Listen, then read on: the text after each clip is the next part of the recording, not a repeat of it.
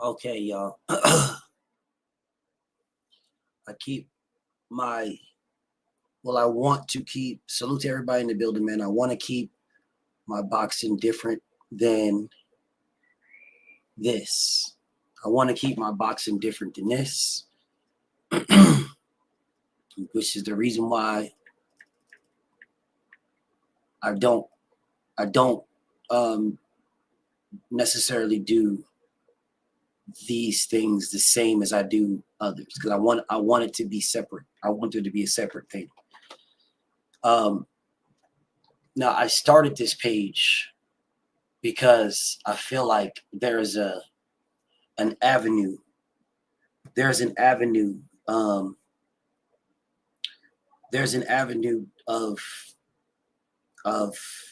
there's an avenue, y'all. There's an avenue where people are not necessarily speaking. They're not necessarily speaking accurately. And they're not speaking accurately on purpose, bro. There's a purpose, there's an agenda, because saying and doing certain things sells.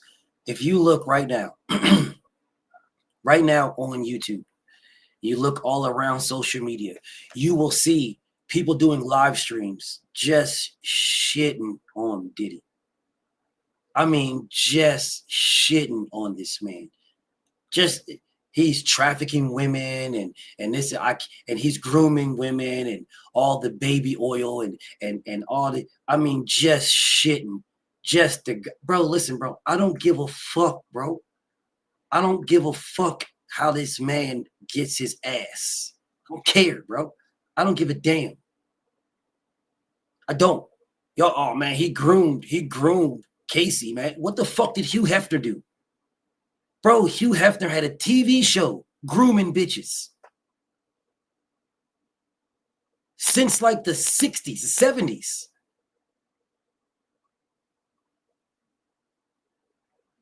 Bro, how old do you think these bitches was that was at his house?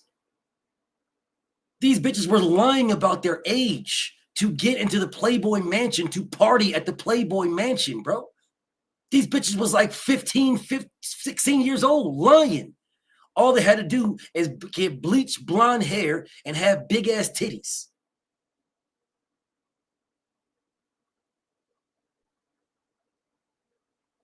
Bleach blonde hair with big ass titties, and he didn't even care how old they were. They were all up in the Playboy Mansion. Now, what the hell do you think they was doing in the Playboy Mansion? Fucking. That's what they was doing. They was in the Playboy Mansion fucking. Do you think this dirty old man or this nigga, you think this dirty old man wasn't fucking, bro? You think this dirty old man wasn't pounding out these bitches? Is that what you think? Look at this nigga's face, bro. You think this nigga wasn't fucking these girls? What you thought? He just wanted to have them around him? Is that what you thought? So you thought he was letting bitches into his mansion and he wasn't fucking. Is that what y'all thought?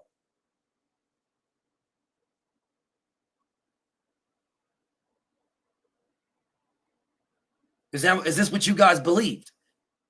That this white man, this dirty, perverted ass white man who walked around the bathroom all day long, you barely ever saw this man with any clothes on. He always walked around the bathroom. And you think that this dirty old man was just having these fucking bleach blonde hair bimbos all up in his house and he wasn't fucking.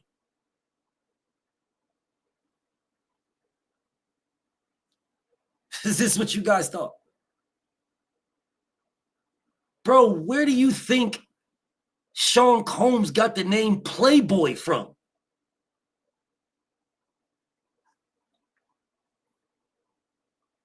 Where do you think he got the name Playboy from, bro? Where do you think he got that from?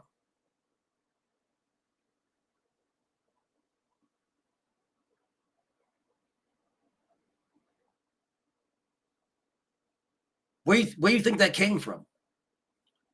Sean Diddy Combs calling motherfuckers Playboy, Playboy, Playboy, Playboy.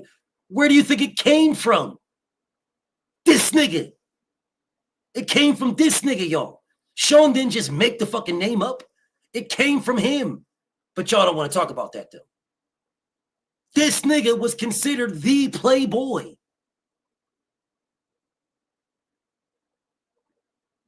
Oh, y'all don't. All right. Y'all don't. I know y'all don't believe it.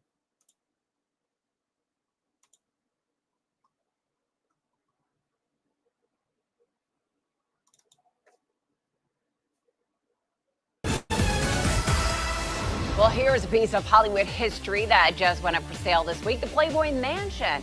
So many stars. Hollywood history, they call it. This is a house where this nigga took pussy from bitches. They call it history. The Playboy Mansion is called history. The Playboy Mansion, y'all. They call this history. This right here, where this man was grooming little bitches. It wasn't even, let me sit up. Because I slouch a little bit so that, you know, whatever. I'm going to slouch back because it's comfortable. They called the house where he groomed bitches. Do you know how bad this was, y'all? Do you know how bad this was? So bad that they put his mansion on TV. America groomed white bitches to go to his mansion. They made it a thing of beauty, a thing of success, a thing of popularity to go to his mansion. America did that.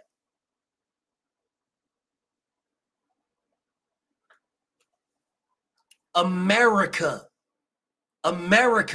made this, grooming young white women. It was so bad, y'all. It was so bad. This is a true story I'm about to tell you. It was so bad, bro.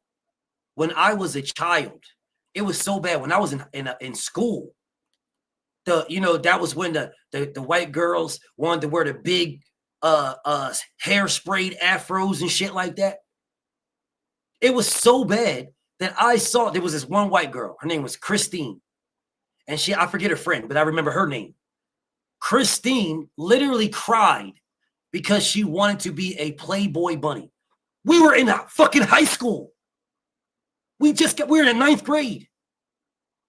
In the 9th grade. And it wasn't just her as a white girl. There was black girls in the 9th grade who were upset because Hugh Hefner wasn't fucking black girls. Let that sink in. Let that sink in, y'all. In high school, in the 9th grade, bro, when I was in the 9th grade, bro, 13 years old. It was a thing for these, they were upset arguing. These little white bitches were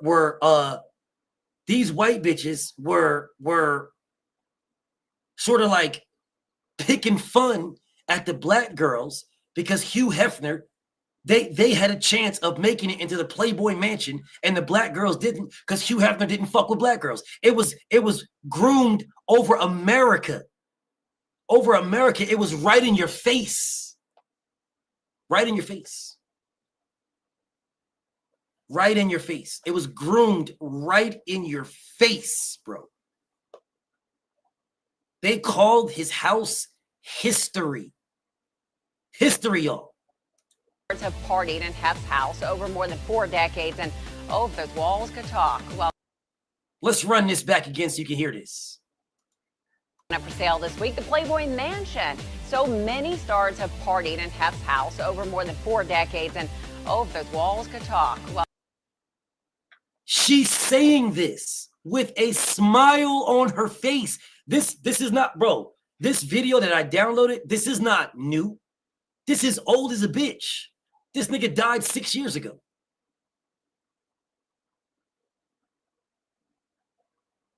This is old, bro. This is not a new video. She's sitting here with a smile on her face, speaking about a dude, a sexual deviant. And because he's a white man, He's an icon.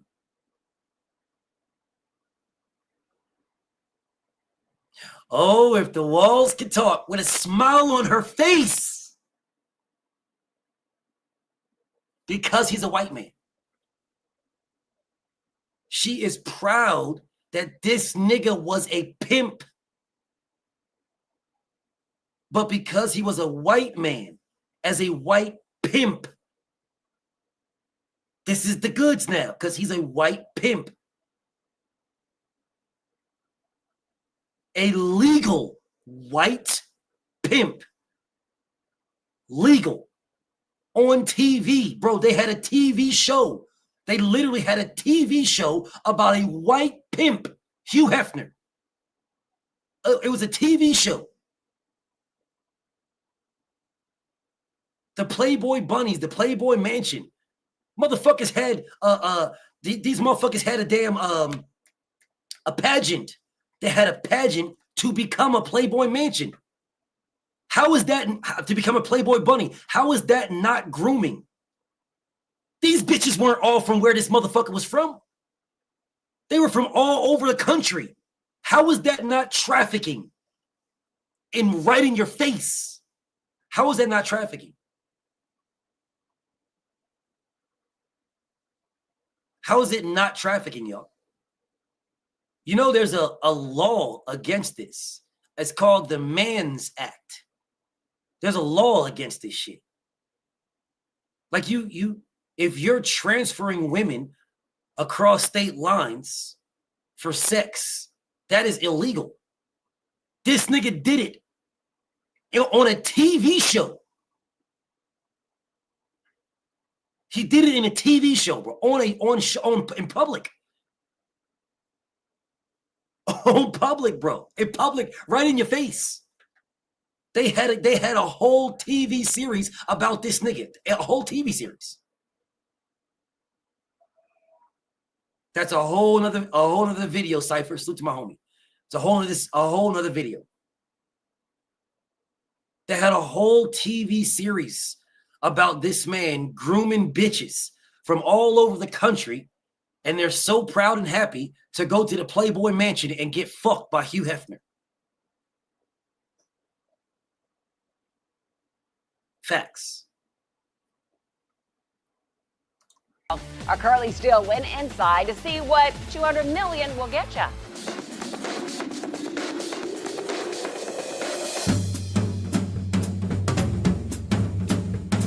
12 bedrooms, 21 bathrooms, multiple dining rooms. Does anybody even know what Hugh Hefner does? Does anybody know where this dude got his money from? I'm curious, because I don't know, because I never gave a fuck.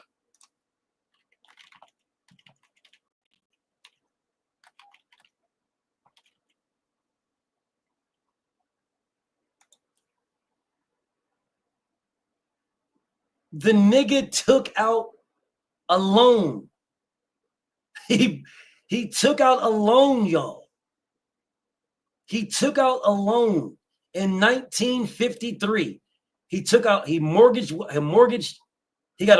loan of $600 and raised $8,000 from 45 investors. Do you guys understand what this means? He mortgaged his house. I don't even know if he had a house, but he got a mortgage loan. He got a mortgage loan for $600 and got 45 people to invest in his idea. Do you know what his idea was? Putting naked pictures of bitches in a magazine. That was his idea. And 45 people agreed with him to exploit women and put women in a magazine and sell it to the world. 45 people invested in this man. 45 people invested in human trafficking. 45 people. And because it was from a white man that did it.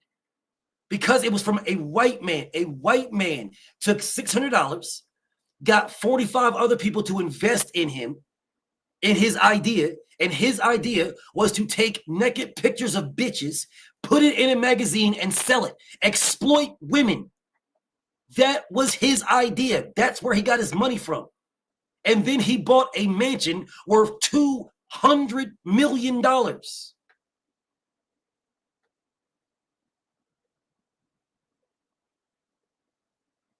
See, these are conversations that people don't want to have. They don't want to have these conversations. This is not what they want to talk about at all. I know JFK was there. I also know JFK was a fan of Adolf Hitler. I also know that. Yes, I know that JFK was a fan of Hitler. He looked up to Hitler. Read the man's book, said the man was an icon and everything. But you know, people don't want to talk about those type of things. But see, that's a whole different story. This man literally started his company exploiting women. He started his company exploiting women, y'all. Exploiting them. That is how Hugh Hefner became rich. He became rich by exploiting women. All them dudes was at the Playboy Mansion. Snoopy Mac. Trump was there multiple times. Not just once or twice. That dude was there like 15, 20 times. Because always the bitches that he was looking for were there. The ones that were extremely young, untouched, saving their virginity for Hugh Hefner. They couldn't drink, and they couldn't take drugs anywhere else. But you can get them in Hugh Hefner's house, in his mansion. Oh yeah, and in Hugh Hefner's mansion, man, they was taking pills. Motherfuckers, bitches was 16-year-olds was getting drunk and fucked to the ground. Bitches just laying outside in the grass, naked. 15, 16-year-olds, just motherfuckers just walking up fucking and then leaving them there. They had the because it was all locked off. You couldn't do nothing. They were just laying. You go outside. They would go outside and lay on the grass and look at the sky at nighttime, naked. And they would be drunk and high, and men would just walk around and fuck them. They had no idea who was fucking them. They had no idea. No clue. They'd be in the little indoor pool, not the rock pool with all of them around there. All of these influential fucking young ass women in there getting fucked down. And all these celebrities will be right there getting it in. Man, the Playboy Mansion. Hugh Hefner's the man.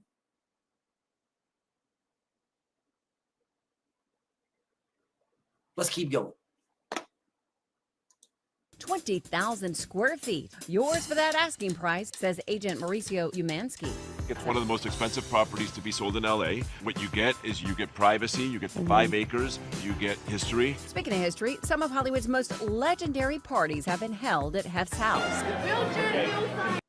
Some of the most legendary parties.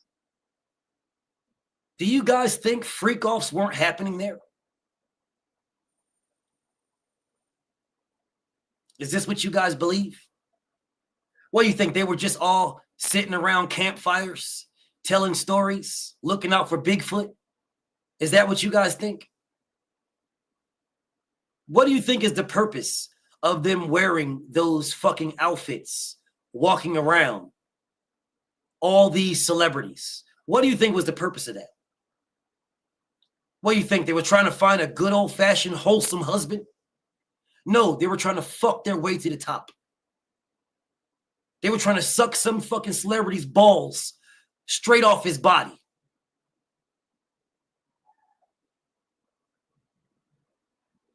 That was the whole purpose of wearing those shirts and boosting up your titties to make them blow out the top of this motherfucker.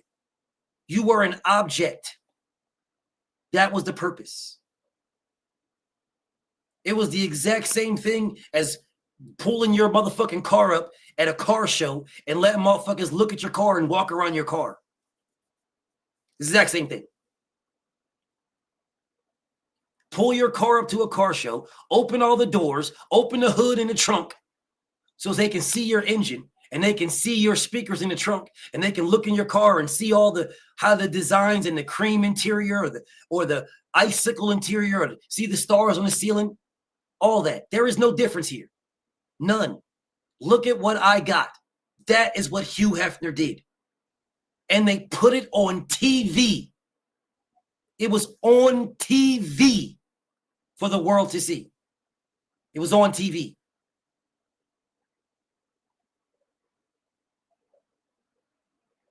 That is the only difference. That is the reason why people are out here like, yo, man, this shit is crazy. I can't believe Diddy, man. And again, y'all, I want everybody to understand, the majority of the people shitting on Diddy are black people. The majority of the people who are doing videos and degrading this man and saying he should be in jail forever are black people. Black men, black women. And you have the comments full up of a whole bunch of weird ass people talk about, yeah, man, see, I'm glad you're not like one of those people who can't call Diddy out. You're not one of those blacks that can't call Diddy out, man. You're not one of those blacks. I'm glad you're not one of those. Yeah, let's call this out. What he did is disgusting. This is trafficking women. I can't believe he had all that baby oil. This is trafficking women, y'all. And we need to call this man needs to be under the jail. R. Kelly, under the jail. Yeah, he's got to be under there. Bill Cosby, under the jail. Michael Jackson was gay. Under the jail. I'm glad. Same people. It's the same people. Bro, the difference between Sean Combs' freak-offs and Hugh Hefner's freak-offs was the complexion of the people at the freak-off. That's the difference. The complexion of the people at the freak-off for Hugh Hefner, the majority of them were white. The majority were white, y'all. White. Do y'all think that if Cassie was midnight black, anybody would give a fuck?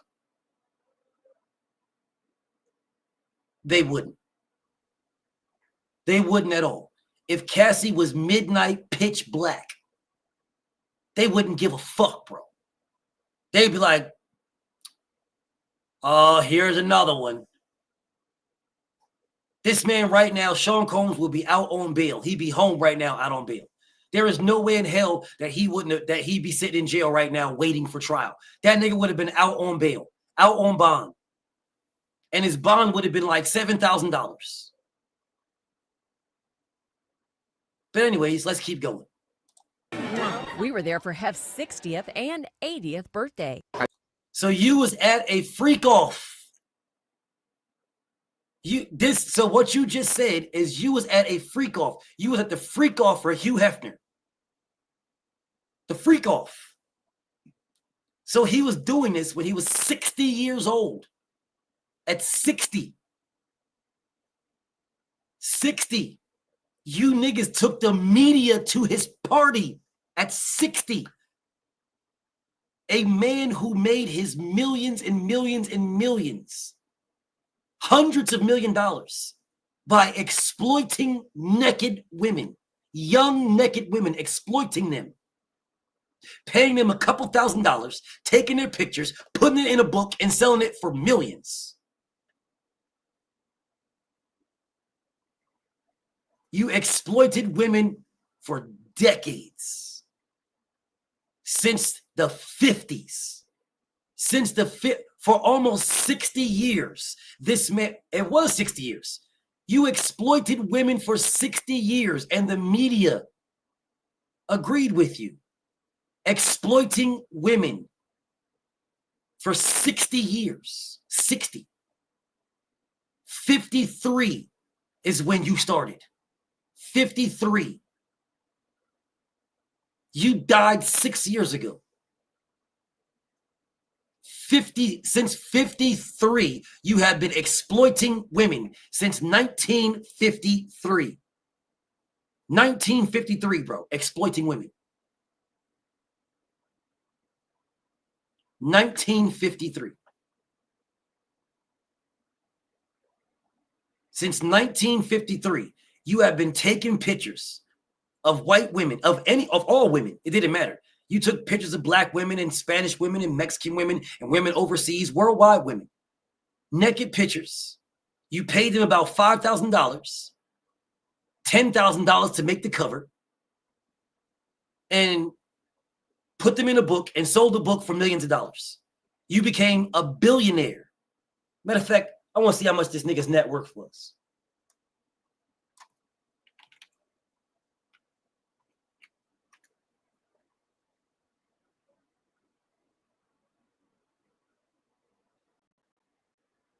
So they don't have it.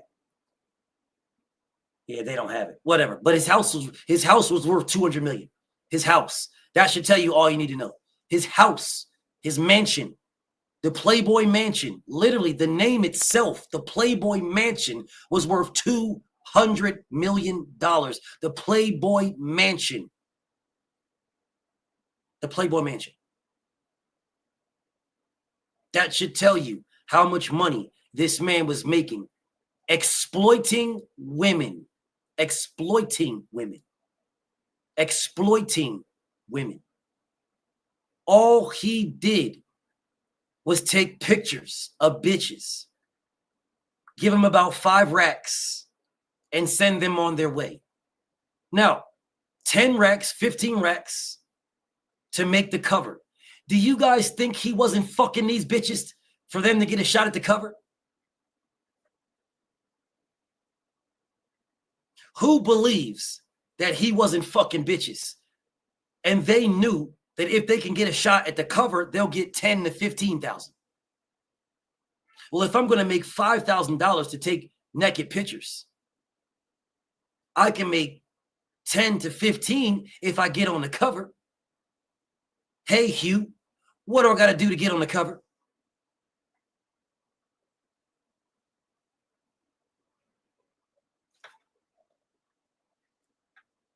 But let me guess, he was real professional. No, BF, this man took pictures and it was artwork. It was all art. Never one time did he slip a finger. It don't matter, Daryl. It don't matter. I put that there so you guys can see. For no other reason, Daryl, it doesn't matter. It don't matter, bro. Either one doesn't matter. It don't matter. As a matter of fact, I'm going to help y'all.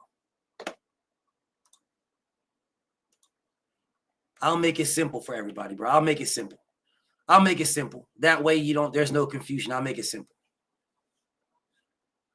But anyways, right? Anyways, so I'm sitting here like, bro, do you think as a heterosexual man, it's all good, Byron. It's all good. I'll make it simple for everybody, bro. You ain't got to call me DJ, bro. You call me BF. Just call me BF. It's simple.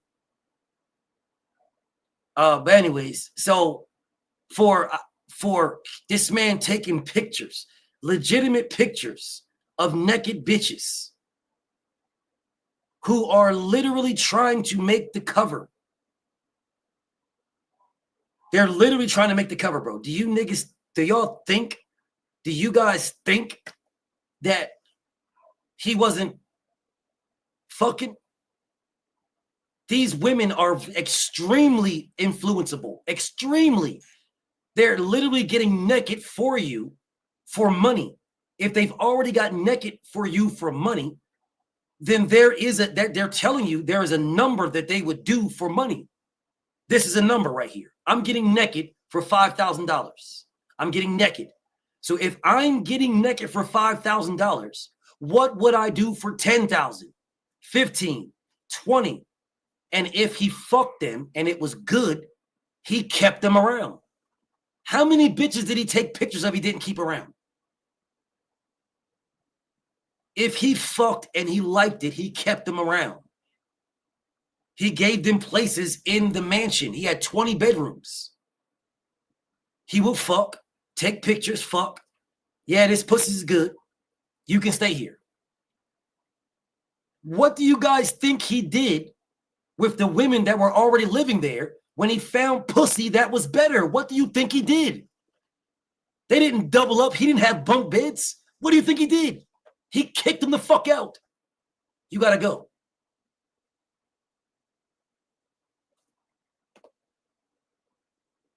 Anybody. Anybody. You've got 20 bedrooms. One of them is yours, but your bed includes other bitches. So that's 20 bitches that you can keep. 20. You can keep 20 bitches. This man took pictures of thousands and thousands of women. The Snow Bunnies, the Playboy Bunnies, rotated out of the mansion. They rotated out the mansion. That's why they were always in the gym. That's why they were doing the vinegar splashes to keep the pussy tight. Because as long as the pussy was tight, and as long as you got them your breast and shit augmentations, well, you look good to him, so you had a place to live. How is that not extortion? How's that not extortion, y'all? I'm gonna fuck you till you don't look good. I'm gonna give you a place to stay till you don't look good. I'm gonna give you a plate, food to eat until the pussy don't feel good, and then you're gone. I'm kicking you out, and I don't care what you do. Hopefully, your book's sold. Write a book about me fucking you. Go write a book about me fucking you. Go write a book.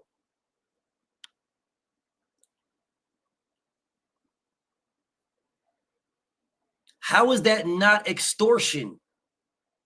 How is that not trafficking? How? How?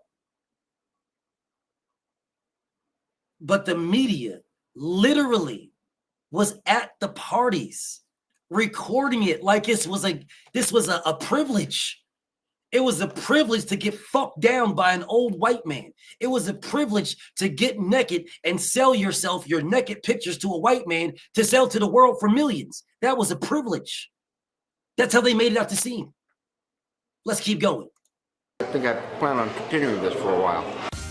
Through these doors, I think I plan on continuing this for a while. Let me scroll back a little bit so y'all can see this. 80th birthday. I think I plan on continuing this for a while. I think I plan on continuing this for a while.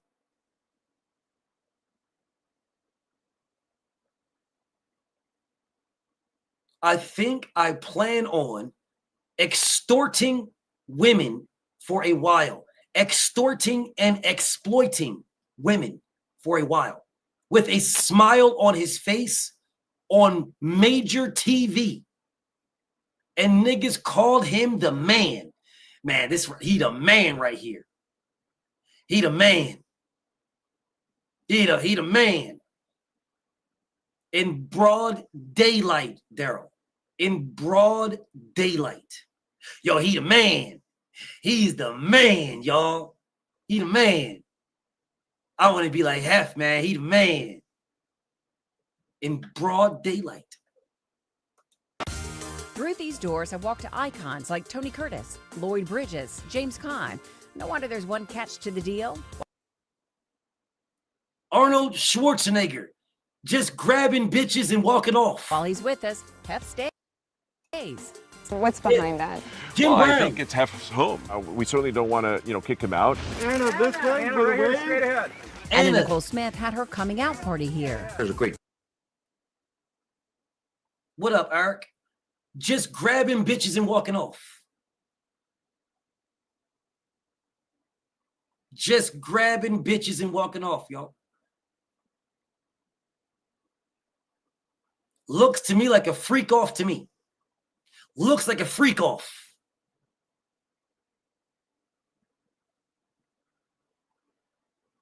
Looks like a freak off. deal, obviously, of Marilyn Monroe and Jane Mansfield going on here.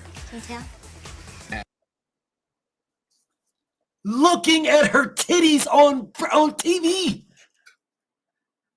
This nigga is locked in on her titties on TV. On national TV. And they didn't even edit it out.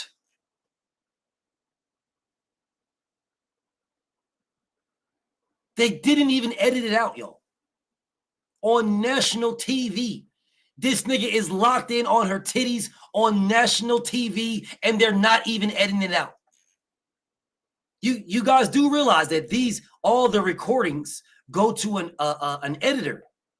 There's an editor. Like, once you make these videos, an editor has to watch them and has to approve before you put it on TV. They saw this and said, "This is good. This is good. This is good, bro. Put this shit on TV. This is good. This is good right here." All in her titties. All in her titties. But yet, the military took my career because they said I was flirting with a white bitch, which never happened because I don't even like white bitches. Never have in my whole life. I digress. Let's keep going. This is, of course, The grand entrance. entryway, yes. Oh, wow. It's really impressive. They haven't changed it. It's amazing. You just feel like the sense of, it's got real atmosphere. It's amazing. It's a whorehouse.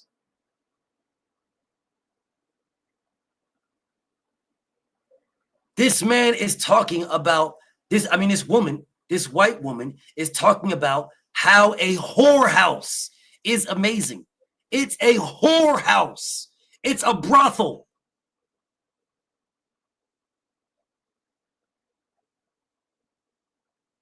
This is a brothel.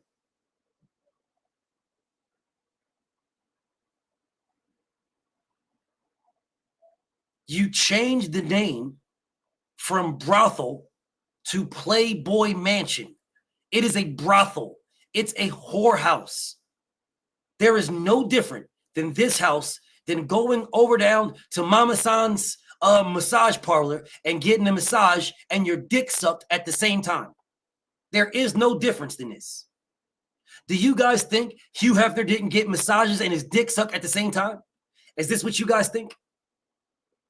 Who thinks that Hugh Hefner didn't get his dick sucked and a massage at the same time? Who thinks that? I promise you he did.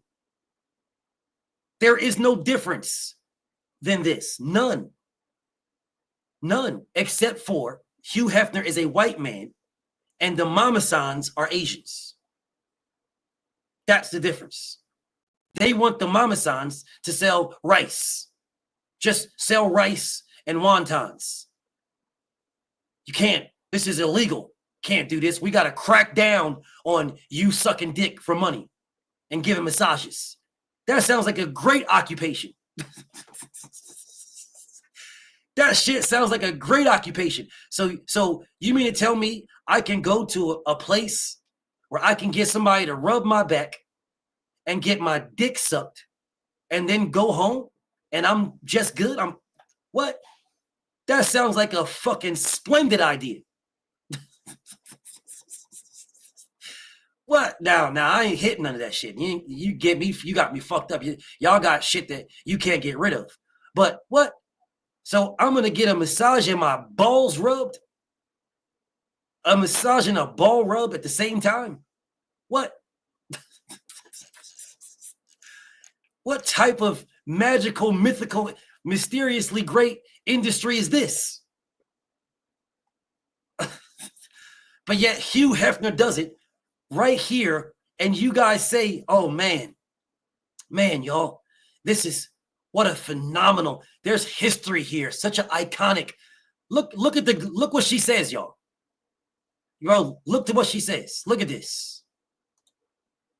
This is, of course, The grand entrance. entryway, yes. Oh, wow. It's really impressive. They haven't changed it.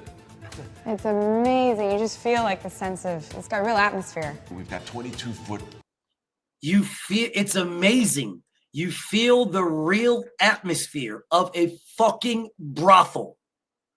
A brothel, bro. A brothel. A brothel. A brothel. This is a whorehouse. A whorehouse. Man, it's got such amazing atmosphere here. Bro, I haven't even got to Sean Combs yet. And I know people is coming and going because y'all waiting for me to speak about Diddy. Yeah, but see, I'm setting the table. And the reason why I'm setting the table is because I'm not going to shit on this man when y'all never shitted on Hugh Hefner. So what you're going to hear is going to be something totally different when I get to that point. What's up, Abe? You know, high ceilings here in the Grand Hall. Look at the, check out all the hand-carved wood. They're literally describing the decor of a whorehouse. Rebar, salute. He said it looks more like a Masonic temple to me. It might very well be.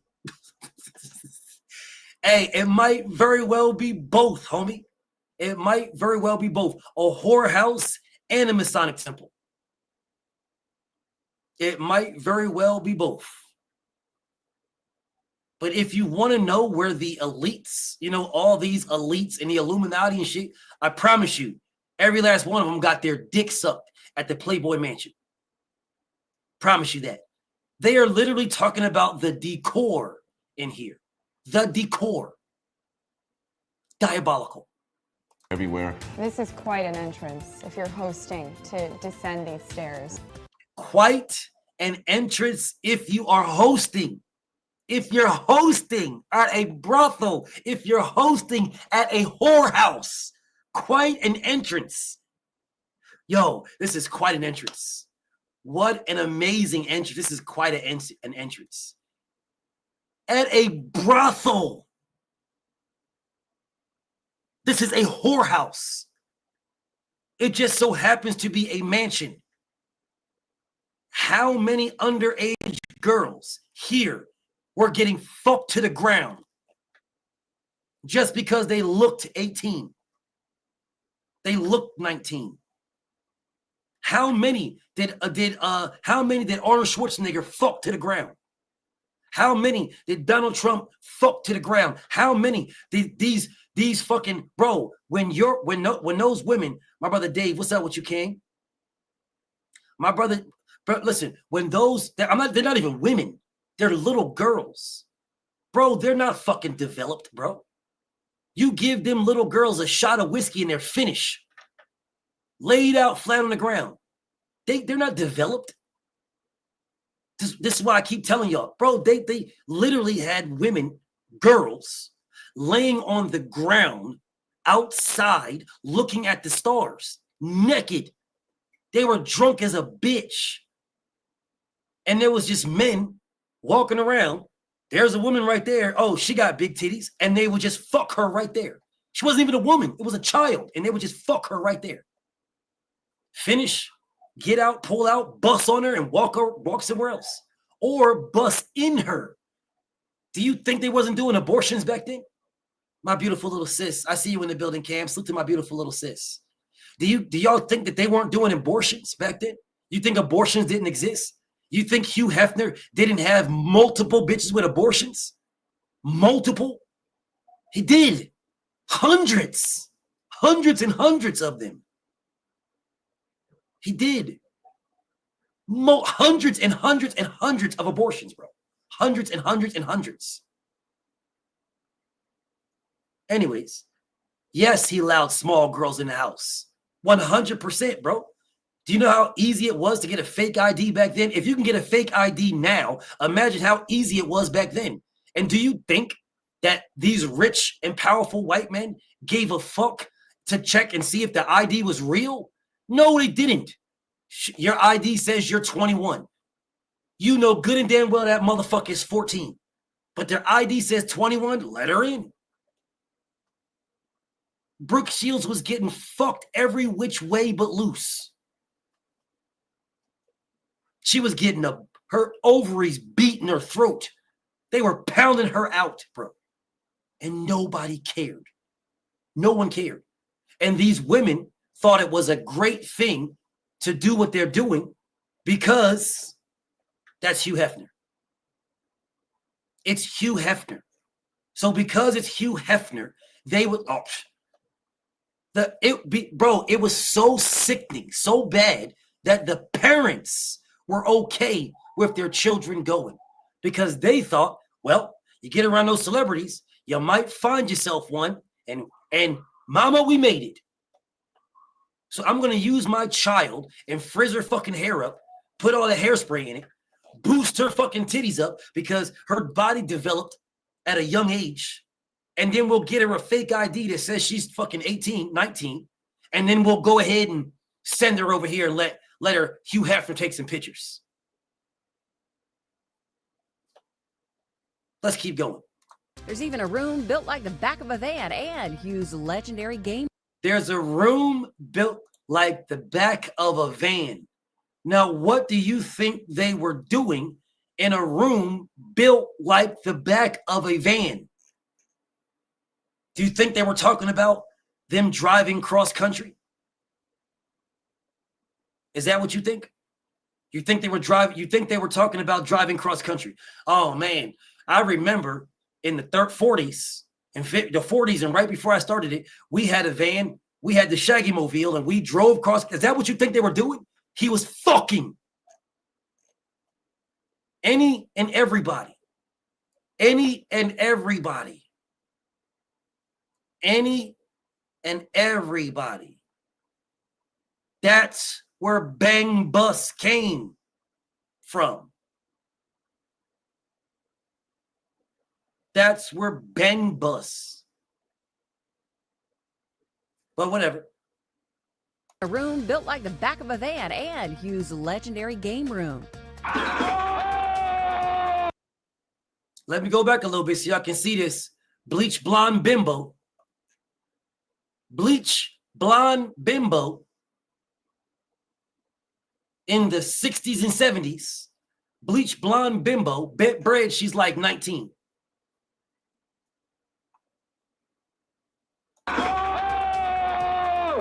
Fantastic. The mansion has been a location for shows such as Sex and the City and The Fresh Prince of Bel-Air. Excuse me, Uncle Hef, could I use a car, please? It's like a private world. So, you don't hear cars riding by, In 1989, A private world. You don't hear cars driving around here. Yeah, you don't. And the reason why, Will Smith, you don't hear cars driving around is because all they wanted to do is have the privacy to be fucking all the time, anywhere. This is Candyland for fucking. Candyland for fucking. Fuck any bitch, anywhere. Do you guys think it was just women?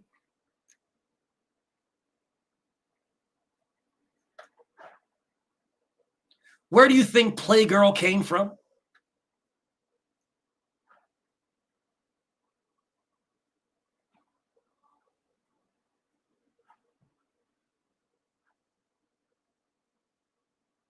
Let me ask this question again. Where do you think Playgirl came from? If there is a Playboy, which is supposed to be men smashing women, then where do you think Playgirl came from? Do you think the investors that invested into Playboy and have made billions of dollars, do you think they wanted to stop with that? Well, hey, if we're exploiting women, can't we exploit men? I mean, we go to Hugh Hefner's place and we see men fucking men all the time. It is not just men fucking women in the Playboy mansion. So what are we going to call this? What are we going to call this? Goodbye. I know you weird ass people were going to follow me, but you're goodbye. I know you're going to follow me. I know. I know trolls will follow me from other places. I know. Goodbye. Make a new page. I know trolls will follow me from other places. And this is the reason why I said this is called Speak for Yourself. That's what this is called. Speak for yourself. Yeah, see, here I use a thing called common fucking sense. If you have a Playboy and you're making billions of dollars, well, guess what? Playgirl is just the opposite of Playboy. You fucking idiot. Yeah. See, if you have a Playboy and you're making billions, well, then all you got to do is use the opposite of that. Play girl and make billions. So when I said, where the fuck do you think it came from? If you started out with Playboy, then you are now on Playgirl.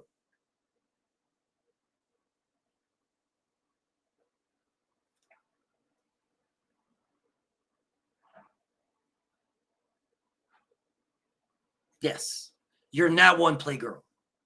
I know, Ken. I know. It's not going to work, though. You're now on Playgirl. This is a very common sense thing. Very common. Just like in the NBA. You have a team here and a team here and a team here. Well, other big cities say, shit, I'm a big city. I want a team too. Other big cities say, wait a minute. You're big. They're big. I'm big. I want a team too. And it just keeps going just like that.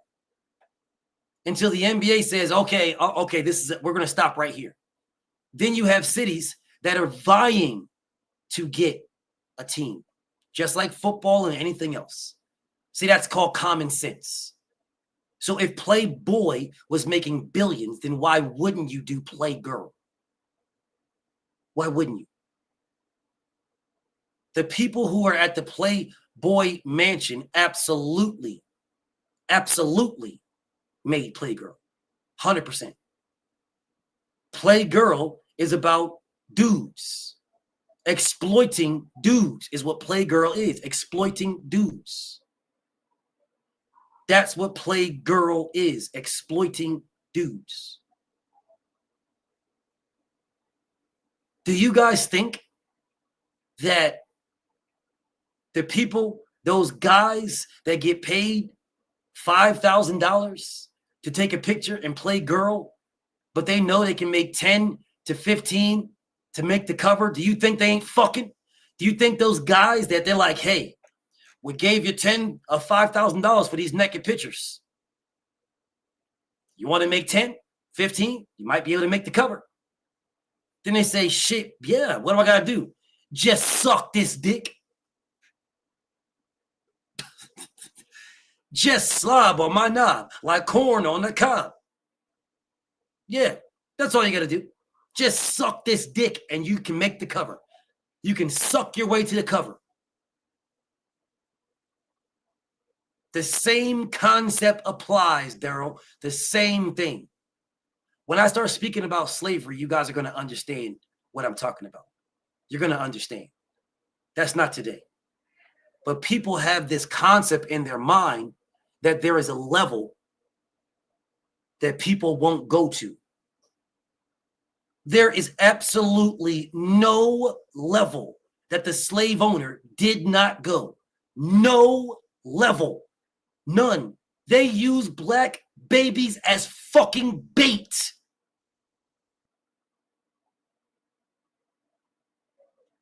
Yes. When they wanted to go alligator hunting, they used black babies as alligator bait. So when I speak about slavery, when I speak about these things, you guys think that I'm just a boxing brain. No, I'm not. I'm not just a boxing brain.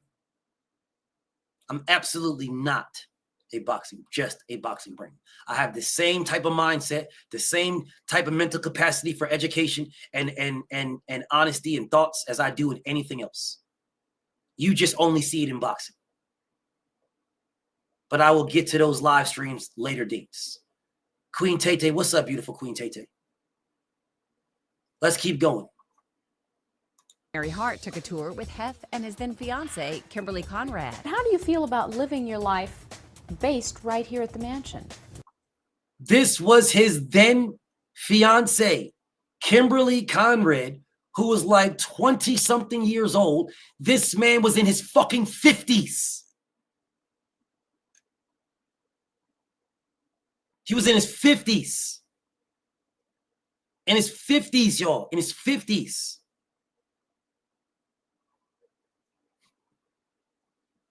He was like 30, 40 years older than this woman. 30, 40 years older. with a smile on his face as a fucking... Let's keep going. I love it. And We've got our little animals. and each other. You pet him and his comb goes up. That's like purring. Oh, you're so pretty. There are 150 animals on the property, and the house comes with an actual license to run a zoo. It's only one of the only zoo licenses that we know of in all of Los Angeles outside of the LA Zoo. They just kind Let's stop right there. Let's stop right there. He said, the homie says, but you forgot. Hold on 1 second, y'all. 1 second. 1 second. 1 second.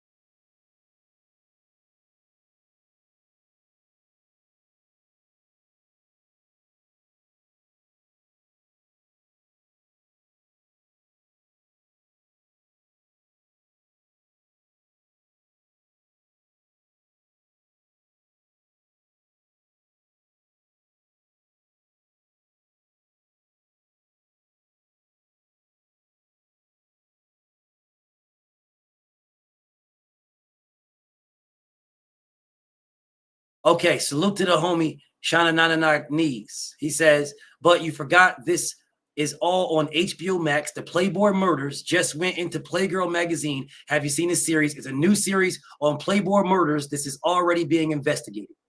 Crazy work. Crazy, crazy, crazy work, bro. Crazy, crazy, crazy work.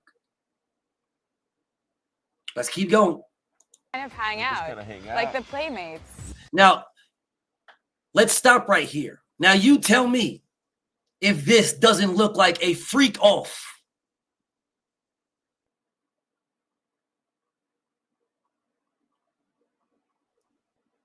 The Playboy Mansion is the only estate that has a zoo license.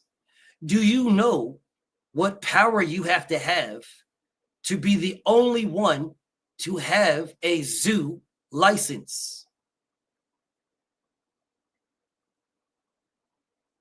That means politicians were at your house fucking at freak offs.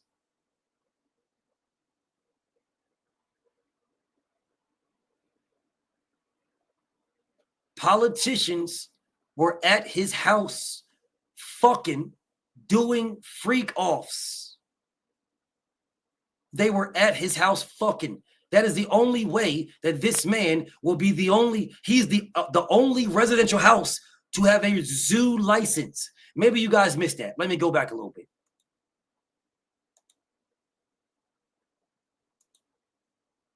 Oh, I love it. And We've got our little animals. and each other. You pet him and his comb goes up. That's like purring. Oh, you're so pretty. There are 150 animals on the property, and the house comes with an actual license to run a zoo. It's only one of the only zoo licenses that we know of in all of Los Angeles. The only zoo license in all of Los Angeles, the only one, outside of the LA Zoo. Outside of the LA Zoo.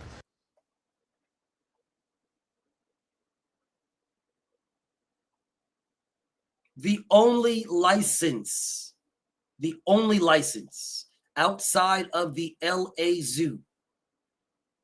The only license. The only way to get that is to know people. To know people.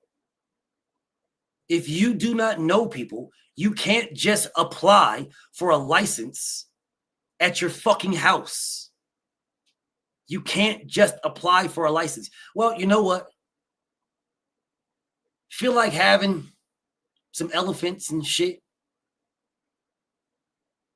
Let me just go on down to, the courthouse and apply for my zoo license.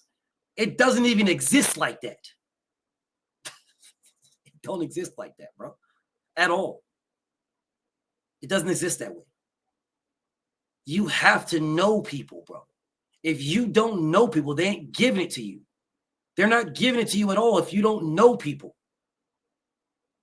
He had over 150 animals just walking around. Just walking around.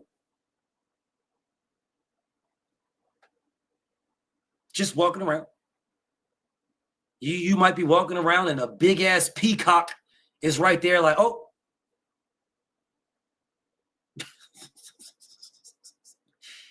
Whatever, let's keep going. They just kind of hang out. Like the playmates. Like the playmates. The playmates just hang out, y'all. The playmates. If the playmates just hang out, what did the playmates do to get there? If the playmates just hang out, what did they do to get here? Now, I know what the animals did. See, the animals are animals. They're exotics. They're one of ones, and you can only see them in zoos, and that's what the animals did. What did the playmates do to get there?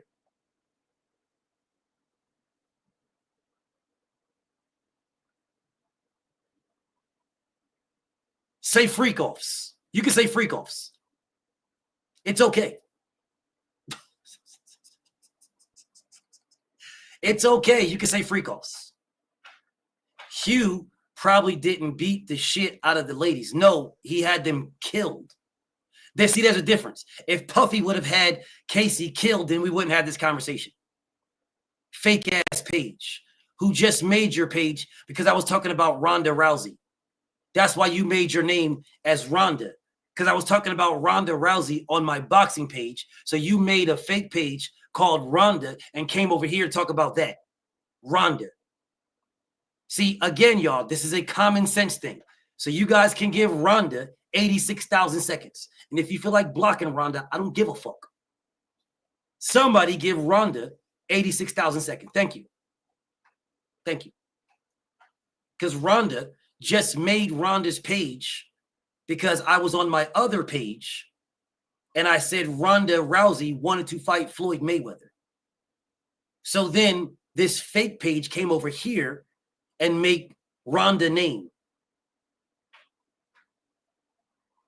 Yeah, see, we deal with common sense over here. And common sense says that Hugh Hefner was fucking all of these women in order for them to be in his Playboy mansion. He fucked every one of them. Every one. And if he didn't fuck everyone, they did something for him physically that allowed him that allowed him to say, you're good enough to stay. Every single one of them, not one of them didn't do something physically for Hugh Hefner. Not one. Every single one did. Every single one.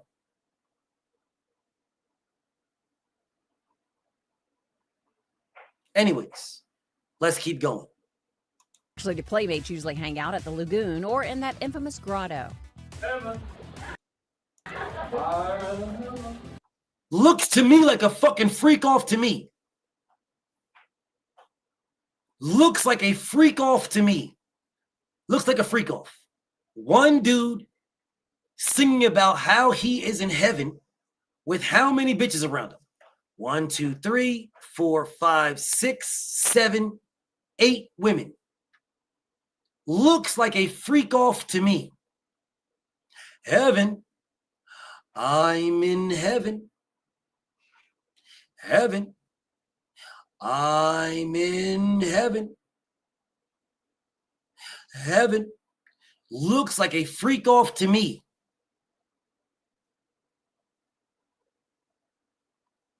Looks like a freak off to me. So if this is not a freak off, what is it? Somebody tell me what this is.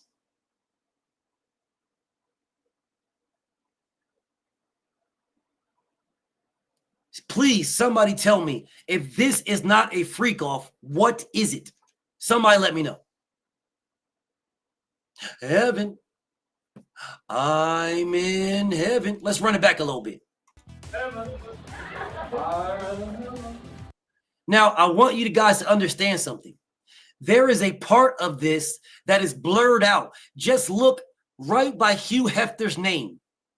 Right at the bottom, right at the H. Do you see where that's blurred out? It's not blurred out because of they don't want you to see the pool. No, it's blurred out because they're all naked. That's why it's blurred out. It's blurred out because they're all naked, y'all. Let's move back a little bit. Let's see if that blur is still there. Back a little bit. Let's just see. Nope, don't look blurred to me. Don't look blurred to me. Let's play it. Let's Actually, see. the playmates usually hang out at the lagoon. Nope, don't. There's no blur. I don't see any blur. I don't see no blur. Let's see when that blur pops into place. Or in that infamous grotto. Oh, there it is. There's the blur right there. I wonder why it's blurred out. Because they're all naked. That's why it's blurred out. Yeah, it's blurred out because they're naked. All of them are naked. This is like And now the blur's gone. Well, the blur's gone because heaven, I'm in heaven with 8 bitches in a pool. Looks like a freak off to me. My brother Big Joe Townsend in the building. Yeah, it looks like a freak off to me. Heaven, I'm in heaven. Pirates of the Caribbean in here. Right? What happens in the grotto stays in the grotto. What happens in the grotto stays in the grotto. And this woman is so enlightened and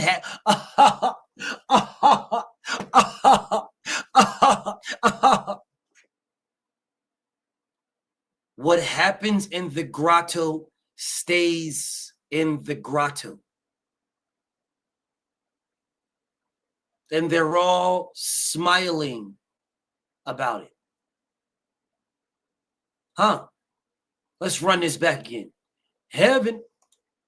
I'm in heaven. Playmates usually hang out at the lagoon or in that infamous grotto. This is like Pirates of the Caribbean in here. Right? What happens in the grotto stays in the grotto. Okay. What happens in the grotto stays in the grotto. So let me ask you guys something.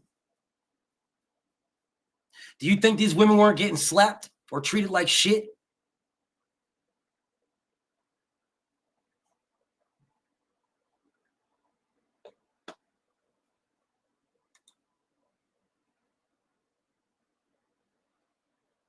Just asking. Do you think these women weren't getting slapped? Do you think it was just fucking bunny rabbits hopping around and bubbles and flowers floating through the air? Is that what y'all think?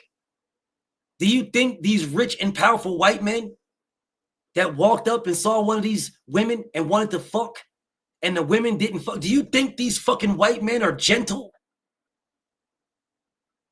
Is that what y'all think? You think these fucking savage ass people who have shown throughout history that they're fucking savages, do you think that they were just walking around here and just, oh, you don't want to suck on my balls? No problem. No means no. No problem. Is that what y'all think? Is that what y'all think?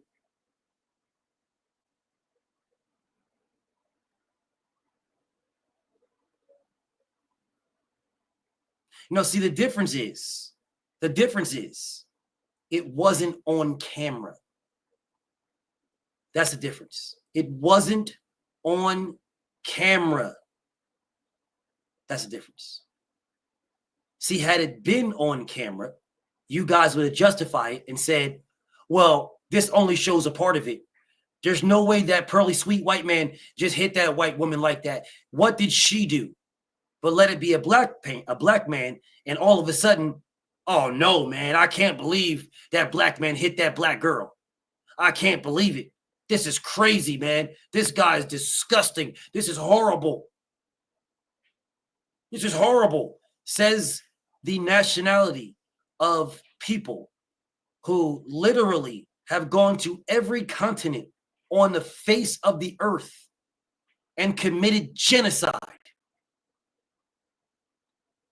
Every continent, everyone, every country on the face of this planet, every piece of land, everywhere, that nationality of people has gone there and wiped out the indigenous people, every single continent. But yet you guys will tell me in a heartbeat, there is no way that these white men touch these white women. There's no way. No way they smack this white woman around or beat her up, or no way. No way. But did he? He hit Casey. He hit Casey. And he needs to go under the jail for that. He needs the electric chair. Huh.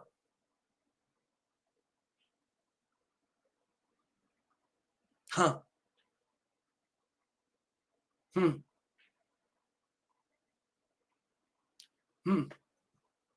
Huh.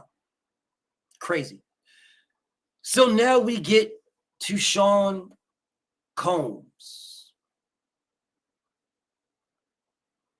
Now we get to Sean Combs. Sean Combs.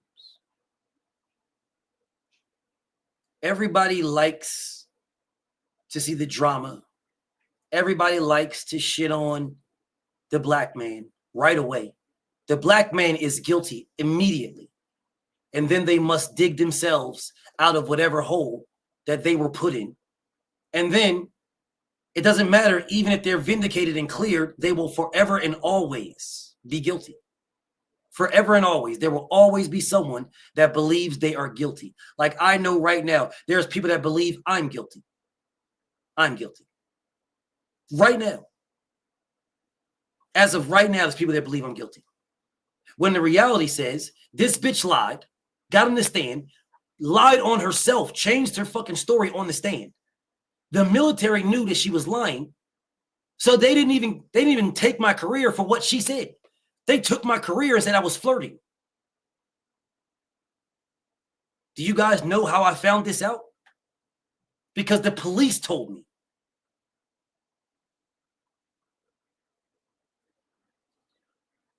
The police told me. The police told me, said, bro, this is what the dude said to me. This is what you're here for flirting? I swear on my life. Swear on my life. No, I'm here because I'm black. And that was a white woman. That's why I'm here. Because that is a white woman and I am black. The military took my career because they said I was flirting. That's what they said, that I was flirting. Not for anything that she said, not for any lie that she said, nothing. They said I was flirting and took my life. Facts. That is a fact. But yet there is people that are listening to me right now that'll say, nah, BF, you did that, man. You did that. BF did that. Because I'm black, so I will never get the benefit of the doubt. And I know that. I know that. I absolutely know that.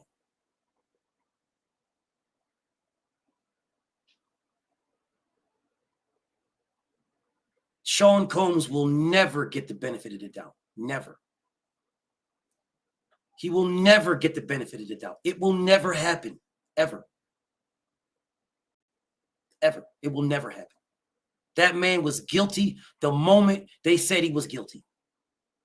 R. Kelly is guilty the moment they said he was guilty. Bill Cosby is guilty the moment they said he was guilty. And they will never not be guilty. regardless if somebody says it or not. The same thing they did with Kobe Bryant.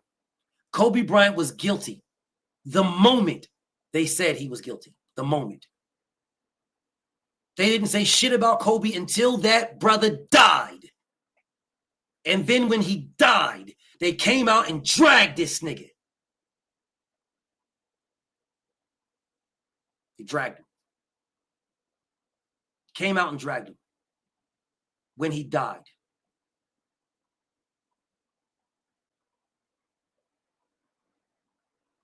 When he died. As soon as he died, they dragged him. Before he died, they was calling him the GOAT. They were calling him the greatest. I'm going to speak about that, Advocate TM. I'm going to speak about that.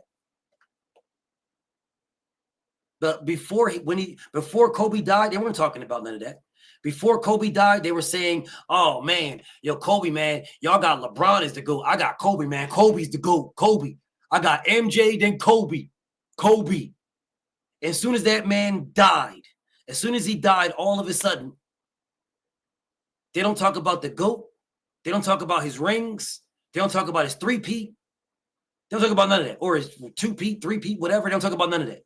Now it's, he was a rapist. Infidelities. They don't talk about the DNA of 7 other men, Daryl. They don't talk about that at all. At all. Now, so Advocate TM says that Bill Cosby, Diddy, and R. Kelly are guilty. Bill Cosby, Diddy, and R. Kelly are guilty of being powerful, influential men that just happen to be black. That's what they are guilty of. Powerful, influential men. That's what they are guilty of.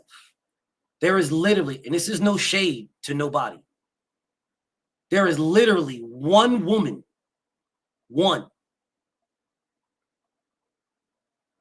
who is a billionaire, who is filthy rich, and don't need nobody because of what she did.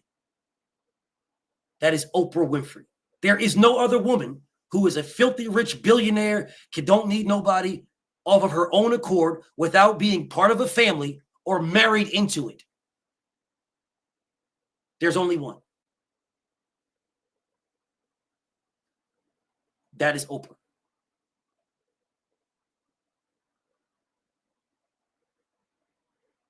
Every other one either was born into the Walton family or the Rockefeller family. They were born into it, or they married into it. Bill Cosby, Sean Combs, R. Kelly are guilty of being powerful, influential black men. That's what they are guilty of. Because what happens when you're a powerful, influential man? What happens? Women flock to you.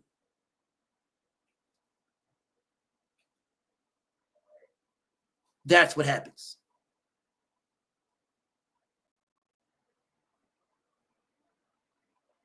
Julius Caesar fucked everything he wanted. Nobody says he's guilty of anything but being one of the greatest emperors ever. Alexander the Great, of which my entire name means, fucked everything. And they look at him as the greatest general that has ever walked God's green earth.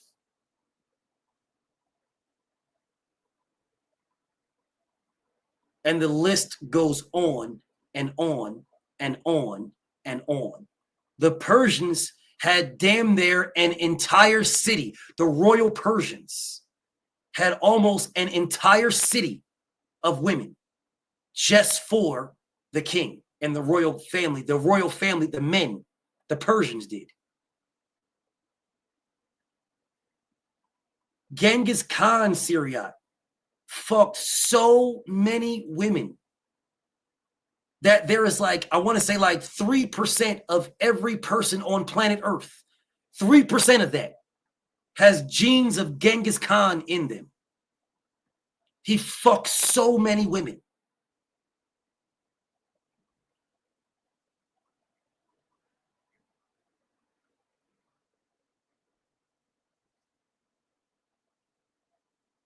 That there is a percentage of every person on planet Earth who has DNA of Genghis Khan in them. But of course, y'all wouldn't know that. Or y'all wouldn't be looking at that. Those things don't really matter until they matter. Sean Combs is guilty of being a powerful, influential man. And the reason why there's a difference between Sean Combs and Hugh Hefner is because Sean Combs has more melanin in his system. That's the difference. He has more melanin in his system. That's the difference. There is no difference. If Sean Combs would have looked for somebody to do a fucking TV series of his freak-offs, nobody would be talking about his freak-offs right now. Nobody. If Sean Combs would have linked up with Showtime or HBO After Dark or somebody like that to do his freak-offs, nobody would have a conversation right now. His freak-offs would be on DVD. Jesse says Hefner was a Peter Puffer. He probably was. He probably was. Jesse, that dude was probably out there sucking off dudes. Probably was. Bro, hey, Jesse, I would bet. I would bet. So when Jesse says this right here, I would bet any amount of money, Jesse, that Hugh Hefner was slobbing knobs. I'll put it to you like this, Jesse. Put you like this. When these dudes, don't time out people unless they're on some crazy stuff, y'all. If they're on crazy stuff, then you can time them out. Then you can time them out. Don't time out people unless they're on crazy stuff. Let me explain something to you, Jess. Let me say something to you. Yeah, when you guys do this, you stunt my growth. So don't do that. There, you know who deserves to be smacked around. Listen, when you get to a level of power where you can have everything you want, you only want what you can't have. You don't want a mid chick because you can have every mid chick in the world. You don't want a mid chick, bro. No, you want something exotic. You want something that people look at and they want. That's why Hugh Hefner always got the bimbos with the big titties that were super duper young. And they were the big blonde stuff, the bleach blonde. That's why he got that, because that is what was in season for him. That's why he got that right there, because once you get to a level where you can have anything you want, there is nothing you can't have. The only thing you want is what you can't have. That's all you want. That is a normal, natural thing for people in general. If we're always after something, when we get what we're after, we only want the next thing. Now we're after the next thing. Once we get the next thing, then we're after the next thing. Well, once you got to the pinnacle and there's nothing you can't have, there's two things that you want. You either want to keep what you got or you want what you can't get. Those are the only two things. Well, when you're a heterosexual man who is a billionaire and can get any woman you want, then the things that you want are niggas or married women. Or you turn into a pedophile and you want little women. You want things you can't get. That is where the excitement comes into play for niggas who have it all. And women, same thing. It's the same thing for both. It don't happen. It's not just one. You either want, once you get to what you got, like if you get to those marriages that last 60 years, 70 years, 80 years, you get to those, you've reached your pinnacle. You got what you want. This is what you want. This is the man or the woman you want to spend your life with. You don't give a fuck about nothing else. Your desires to get other things are material. They ain't got shit to do with this. You're good. You're set. That's the relationship that I want. That's a whole different story. But that's where you're not looking to get no other pussy. You're not looking to get no other, other dick. You're solid. But if you're one of those people whose ambition is to continue to get things that you can't, this is what I mean. When you get to those type of people, that is Hugh Hefner. That is Sean Combs. That's Hugh Hefner. That is Sean Combs. You can get anything on earth you want. There is nothing you can't get.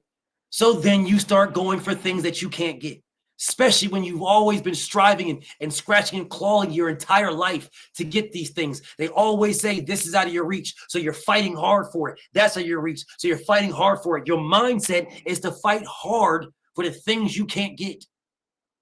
So now, once you can have every woman in the world, the things that turn you on are the women you can't get. A badass dime piece that walks in, that got the baddest body, the biggest titties, the most beautiful face, and she likes you? Pfft, fuck out of my face. You don't want her. No, you want that bitch over there with the big ass diamond on her finger that happens to be married to your homie.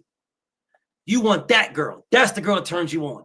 Not this beautiful single woman who likes you with the most beautiful face, the most luscious lips, the most beautiful color eyes, big ass titties, natural, big fat ass, natural.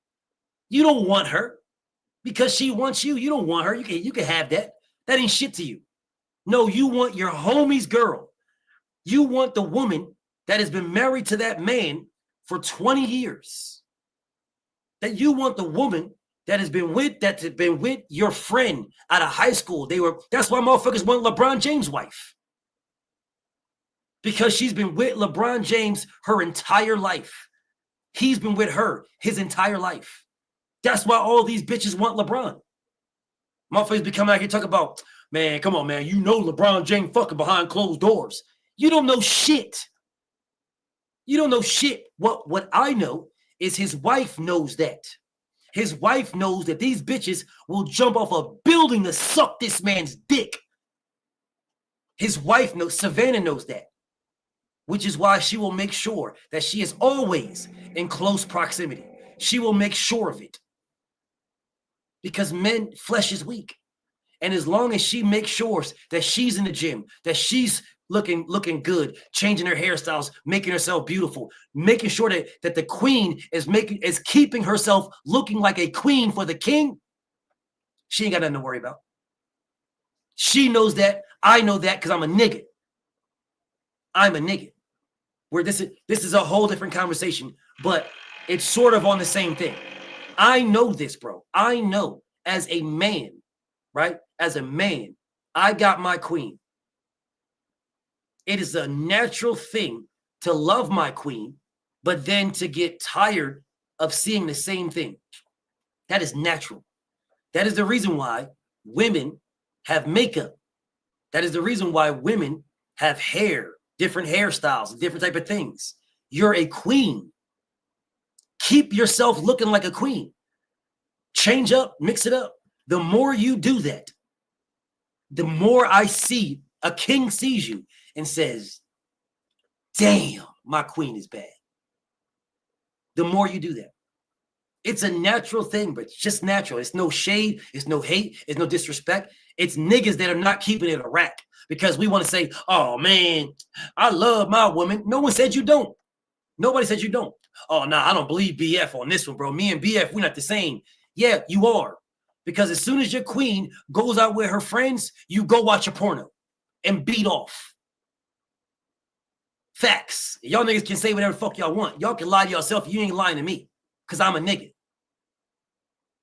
There is something that your queen isn't doing. You still love her. You want to be with her. You ain't going nowhere. But there is something that she is not doing. And because she's not doing it, you go get it somewhere else. You ain't got to go out there and fuck a bitch and blah, blah, blah. But you'll put on the porno.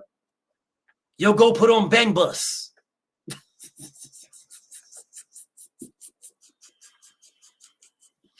Whole different conversation. Whole different conversation. But anyways, there is no difference between Sean Combs and Hugh Hefner. No difference. There is absolutely no different, y'all. No different. They are one and the same. And I'll say this one more time to be very, very clear. If Sean Combs would have recorded his freak-offs and then put his freak-offs on like pay-per-view, this man would be fucking diabolically rich. He wouldn't have even needed to have his fucking liquor company, which is the reason why all this shit happened in the first place. He wouldn't have needed it at all. He could have put his freak-offs on pay-per-view. They would have been the most watched things ever. I'm giving up too much game right now when somebody's going to do this shit, but whatever. Somebody's going to do this shit, but whatever. If Sean Combs would have did that, crazy work. Crazy work. Crazy. Could have bought a whole fucking big-ass mansion like Making the Band and could have named it Making the Freak Off. It would have been the most watched fucking show on television history. You just got 50 bad bitches and you bring in 50 niggas. And then you fucking have them do things to make the freak off. You got to cut it down to 10 and 10 out this bitch. 10 and 10, motherfucking 15 and 15. You got to cut 50 bad bitches down to 15 bitches. And you got to cut 50 niggas down to 15 niggas. You got to cut that down. Nigga, what? That would have been the most watched shit on God's green earth. This entire planet. There would have been no series more watched than that. Now, I just gave y'all a free game, and I guarantee you somebody's going to steal this shit. But make sure this is where you heard it from. Nigga, you can at least slide me $1 million because you're going to make $1 billion doing it. Freaking out. You're going to make $1 billion doing it. $1 billion in your first series.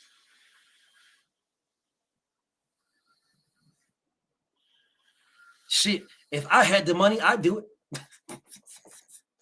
I'd do that shit if I had the bread. If I could get 50 bad bitches, 50 bad bitches, and have these 50 bad bitches doing things that make me disqualify you and disqualify you, you got to go. And then the next series, I'll have some badass bitch that cuts the men down to disqualify the men. Right? So it's one series is me disqualifying bitches, and then another series is some bad woman disqualifying niggas. And then when we get them all down to 15 bitches and 15 niggas, we just let them motherfuckers go. And they do whatever they do. Record this motherfucker, put it out there. That is $1 billion fucking dollar industry. Billion right there. $1 billion series right there. A freak off reality show. If Sean Combs would have did that, now I don't know about you can miss me with all that weird ass gay shit, but unless it's women, I don't care about women kissing women, bro. I'll sit right there and watch that shit. But I ain't trying to see all that other shit. But like I said, there's a market for that. I'm just not in the market for it, but there's a market for it. It's still a fucking multi-billion dollar industry.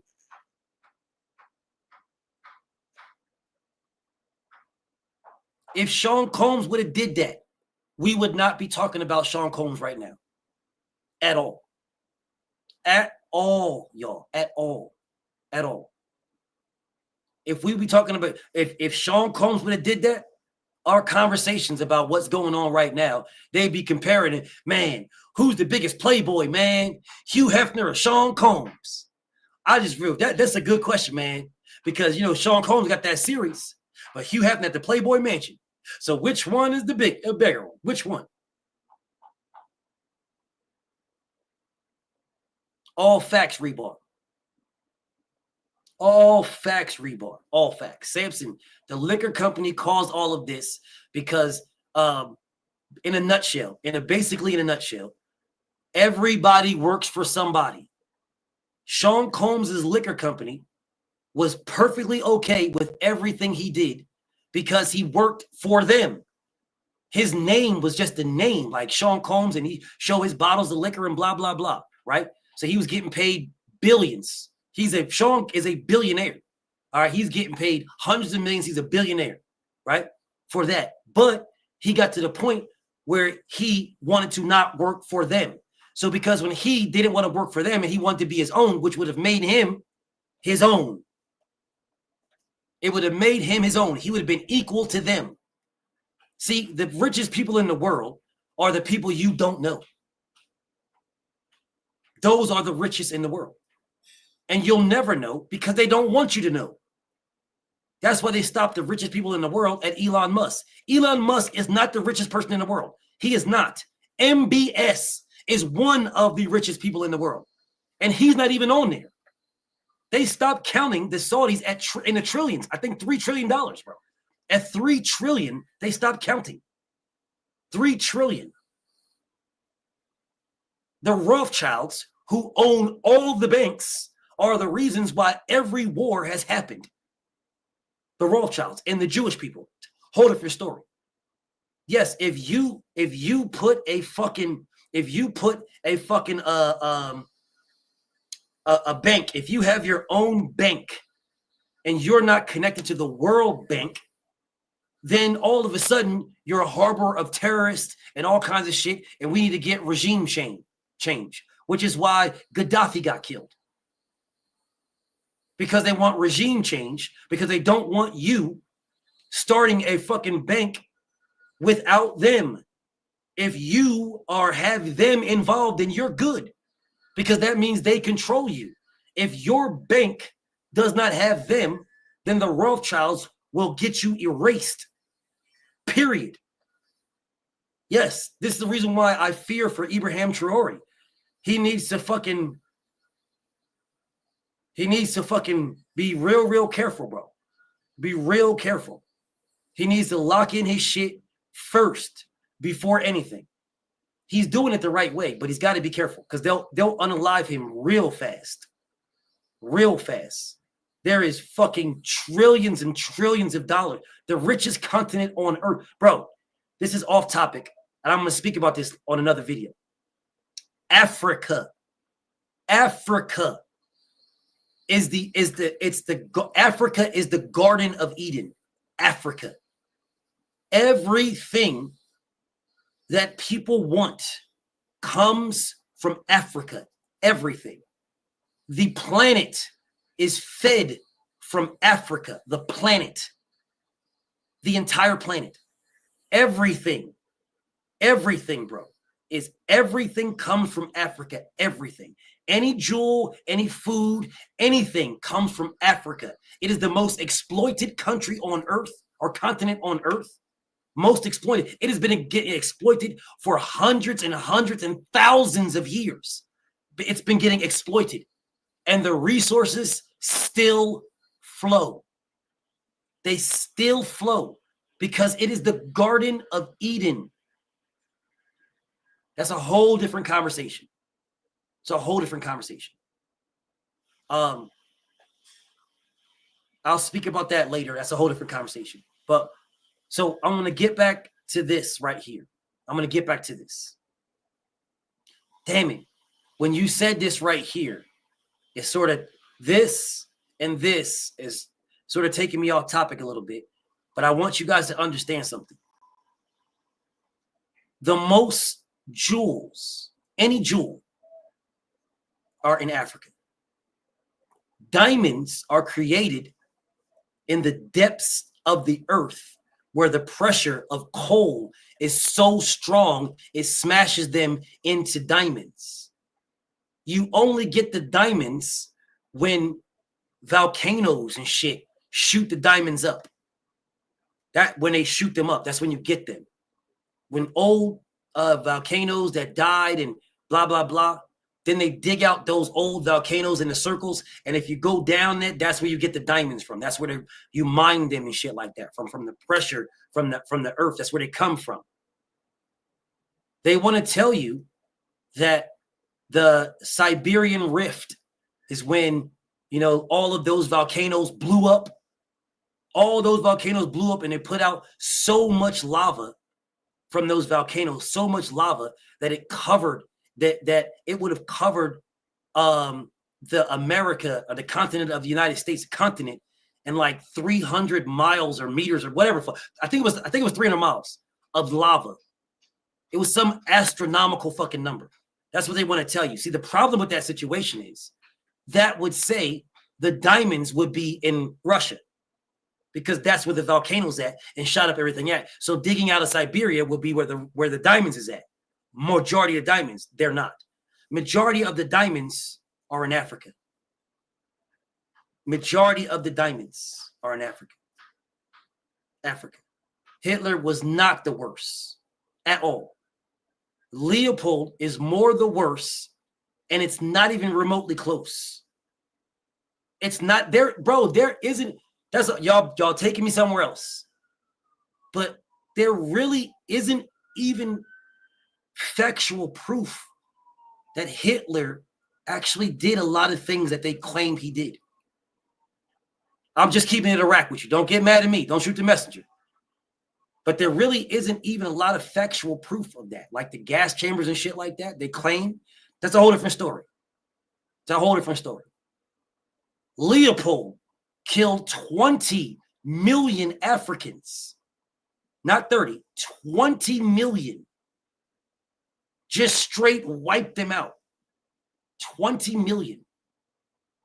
Straight wiped them out. Just straight wiped them out. 20 million. And then the ones he didn't wipe out, he would either cut off a foot or cut off a hand. Cut off a foot, cut off a hand. And let you stay alive. And it didn't even matter. Men, women, kids, it didn't matter. I'm going to cut off a foot or I'm cut off a hand. France has the 4th largest gold reserve on Earth, and they have 0 gold mines. 0.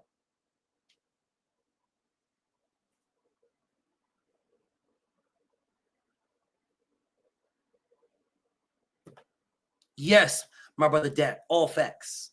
France, y'all, has the 4th largest gold mine on Earth. France. And they have no gold mine. They have not gold mine, the gold repository. But they have no gold mines. Every drop of gold came from Africa. Every drop. And they have been stealing it since the 50s. Since the 50s. We're in 2025.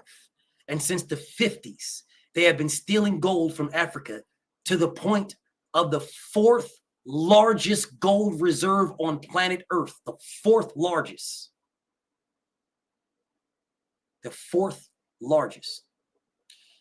But those are different conversations for different times. So back to this right here. Back to this. Damn it. One last thing I'll say. One last thing. The largest diamond in Earth came from Africa. The largest diamond. The largest.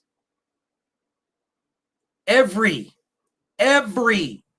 diamond out of Israel comes from Africa. Every diamond. Every diamond. Do you know what the largest export is from Israel? The only export?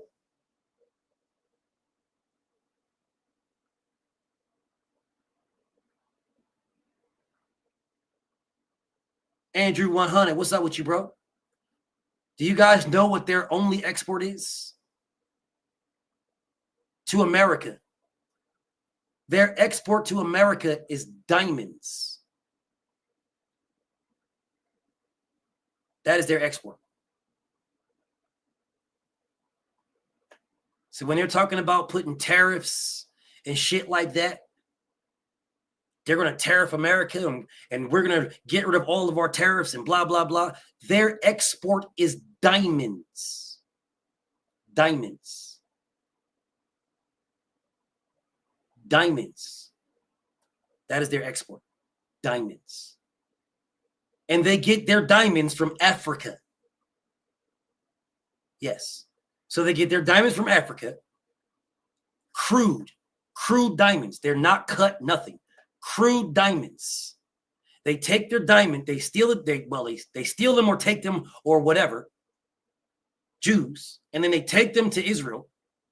They refine them, make them, pretty. And then they export them to America. So all these jewelers, Israel, Africa. Facts. Fact check me. Fact check me. You guys do realize blood diamonds? You know what that is? I know y'all saw the movie. Yeah, that's Israel. The people that do the labor, children.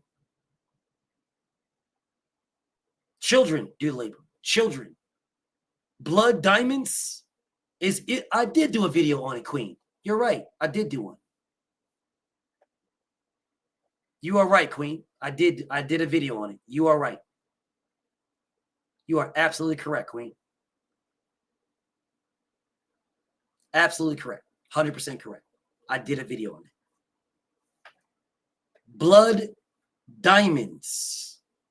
Blood diamonds come from Africa. Africa's the blood diamonds, they're killing them over the diamonds. They're selling them to Israel. Israel is the reason for blood diamonds. Israel. I know y'all don't want to hear this. Some people do, and some people don't. I don't care. I don't give a fuck. Israel is the reason for the blood diamonds. Israel. So they buy the diamonds extremely cheap. Bro, everybody in here could buy maybe a couple $100,000 worth of diamonds from Africa. Everybody in here. Cost you like $200-$300. $200-$300, and you can get you a couple of $100,000 in real diamonds for about $200 to $300. That's what Israel does. I'm going to give you about $200 to $300. That's all I'm giving you. And you're going to give me the Hope Diamond. That's what we're going to give you, the Hope Diamond. That's what we want. Here's your $200 to $300. If you don't do it, then we're going to have you killed by the people that we're paying $5,000. Yeah, that $200 to $300 is not just for you now. That's for everybody digging. All these kids, all these hundreds and hundreds of people that y'all break bread. Here's $200 to $300. Break bread between all of them, these children and these mothers and fathers digging with their hands and muddy and dirty water, shaking it out to find these diamond stones. Yeah. There's $200 to $300 for all of y'all. All of y'all. The people with the guns that is watching you, we're going to give them $2,000 to $3,000. And if you don't provide us with the gems, then they're going to have the people with the guns kill you. So that's about $5,000 max for hundreds of thousands of dollars in diamonds. Hundreds of thousands of dollars. And then Israel takes them, chips them down, cuts them up, makes them look good, and exports them to America. We buy them for jacked up prices and pay tariffs. And then import the tools to Israel for them to cut these diamonds. We export the tools to them, and then they tariff us for us exporting the tools for them to cut that. They literally do nothing. They have no minds. They have no natural fucking resources. Israel has nothing. They do nothing. Nothing. They do absolutely nothing. They have absolutely nothing. There is literally nothing there. Nothing. That's why they want Gaza. Because it is said that Gaza may have oil under it.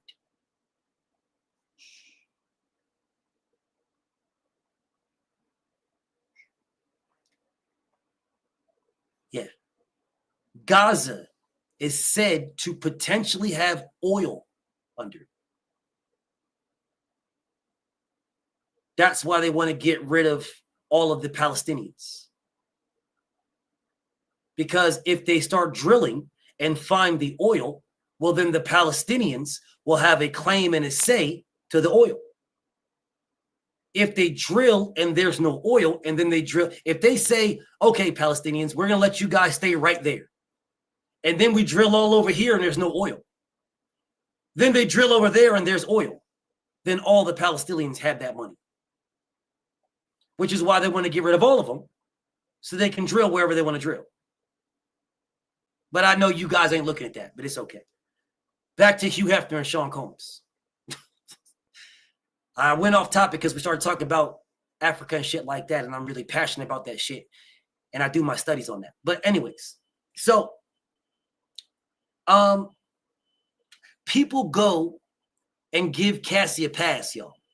Cassie's got a pass, and the pass that they give Cassie is they say Cassie only did these things because Cassie was in love. My brother Brian S., salute to my brother. I see you, King. Cassie was in love, man. Cassie was in love. It was Sean Combs that influenced her. He groomed her, BF. Oh, you're one of those, BF. You're one of those. Sean Combs groomed her. Well, what's the difference between Cassie and that bitch right there? What's the difference? Are you telling me Hugh Hefner didn't groom her? So you mean to tell me if Hugh Hefner wasn't Hugh Hefner, that this bitch right here would look at him and say, God damn, he's fine? Is that what you're telling me?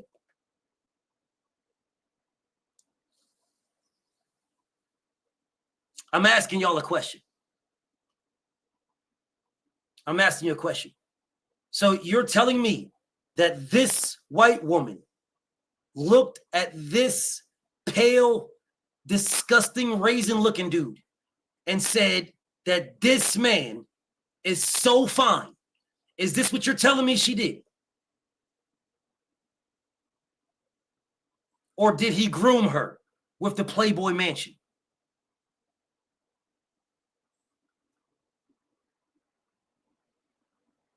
I'm just asking. Did she look at this nigga's hat and be like, his hat is sexy as fuck? I have got to jump on this wrinkled, sunburned, shriveled pink penis. I've just got to throw that in your mouth. Is that what you're telling me?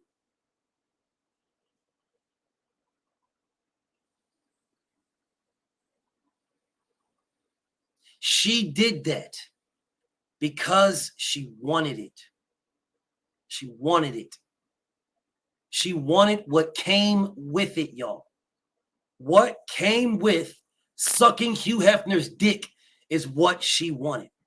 There was a future behind it, like Monica Lewinsky. There was a future. If you suck the president's dick, you can write a book and make millions. That's what Monica Lewinsky did. She sucked her way to success. And that is exactly what both of them did. That's what she did, and that's what she did. They both did the exact same thing. Both of them. Now, let's talk about Casey for a second. Do you guys realize that Casey had a man before she met Diddy? Her man knew Diddy. That was her fiance. They were going to get married. You guys realize that? Her fiance knew Sean Combs. Her fiance. She didn't know Sean Combs. She had no idea. Her fiance was a rich dude. But what do you do if you're trying to fuck your way ahead? If you can fuck a rich dude, fuck a rich dude. If you can fuck a richer dude, then you're going to fuck a richer dude. You're going to fuck a richer dude. And if she could have found a richer dude than Sean Combs, she would have fucked her way to the top there, but he was at the top. So since he was already at the top, there really is no other richer dudes in the music industry than Sean Combs. There's everybody parallel. Like Jay-Z is parallel. You know what I'm saying? There's people that are parallel to Sean Combs, but they're not above him. 50 Cent is parallel. 50 Cent is not above Sean Combs. Jay-Z is not above Sean Combs. Those guys are parallel. So Casey already fucked herself to the top. She was already there. So now that she got to the top, she got what she wanted.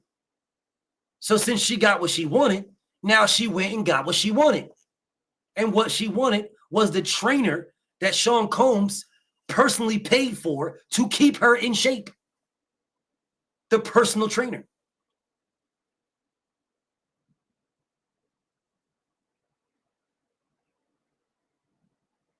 The personal trainer.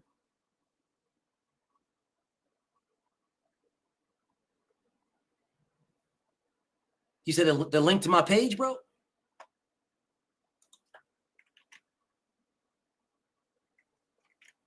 Is that what you asking for, Insane Talk? The link to my page? Is that what you're saying to me, brother? I'm kind of confused, King. Because you could just copy the link at the top of the screen, my brother. Just copy it and then go to your other page, and then you can paste it at the top and you can pull up. But I wasn't sure what you were talking about, brother. But there you go. Snoopy Mac did it. I wasn't sure, King. I wasn't trying to be funny or nothing. I just wasn't sure. But thank you, brother. Thank you. So let me get back to this. So now that we can call this for what it is. Now, don't you guys say that the Playboy Bunnies fucked their way to the top? Don't y'all say that? Y'all don't blame Hugh Hefner, right? Nobody blames Hugh Hefner. You blame the Playboy Bunnies, right? You blame the Playboy Bunnies. Y'all don't blame, nobody's blamed Hugh Hefner. Nobody. Not one person has blamed Hugh Hefner ever. That is a poor white man, and these young white women are taking advantage of him. They're taking advantage of his money. They're trying to get him, BF.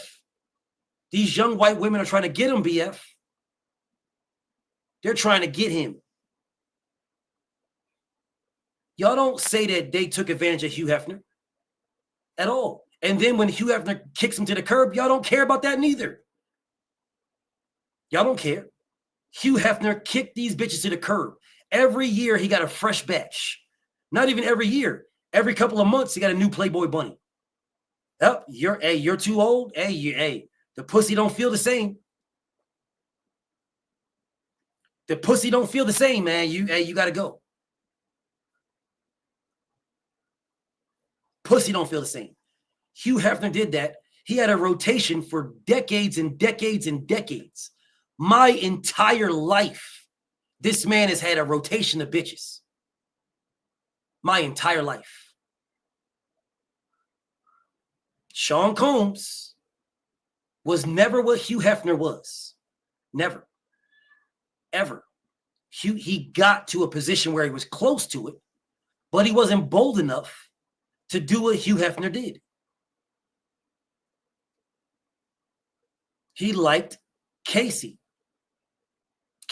whatever her name is. He liked her. She fucked him, left her fucking fiance who had bread because she didn't really like her fiance. She liked what her fiance gave her, the security and position he gave her. She didn't like that nigga. She didn't like him at all. She just liked the security. She liked the power, the position. She liked being around that nigga. She liked that everybody looked at her and saw him and looked at him and saw her, she liked the position. Like every other woman on earth who is a billionaire, filthy fucking rich, and not named Oprah. They all did the same thing. That woman that fucked Jeff Bezos is a billionaire just by divorcing him. Which is why I think every man should have a prenup. Whole different conversation. Yeah. Casey was brought around Diddy. She asked to be around Diddy. She asked her then fiance to be around Sean Combs. She asked. What did I tell you guys about people, men who are filthy rich and have everything? Men who are filthy rich and have everything can fuck every woman in the world. Don't want the baddest beautiful woman, this beautiful thick chocolate sister her skin is so unblemishedly dark and just perfectly smooth, like pouring milk chocolate. The most beautiful gray eyes on a dark, beautiful sister with the most luscious lips, the biggest, perfect, natural titties, fat, beautiful ass. You don't want that because she wants you. You want Casey because she's with your niggas. She is the fiance of your nigga. So you want to fuck her. If Casey was single, Diddy wouldn't give a fuck about her, bro.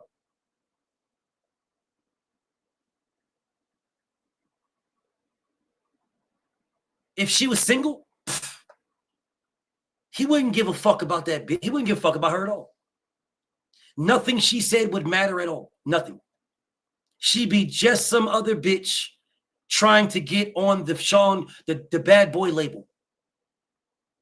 That's all she would be. She'd be just another woman trying to get on the Sean Combs label. That's all she would be. Mr. Shelton, it's all good, bro. You know how they do. I don't think Casey's ugly. She's not ugly. To me, Casey's pretty. But she ain't got no body. She's just got a pretty face. That's it. She don't got no beautiful titties. She don't got no beautiful fat booty. She don't got nothing. Nothing. She just got a pretty face. And it might not even be that pretty to motherfuckers. It just might be cute. That's it, bro. Bro, my nigga calling me. I'm live, brother. I'm live, bro. I'm live. Hold up. Let me text my nigga. Like, bro, I'm live, bro.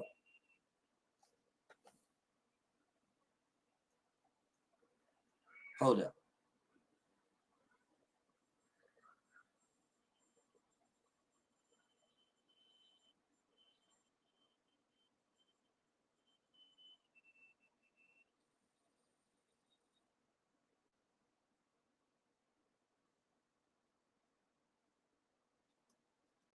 Okay, anyways, so let me get back to this now.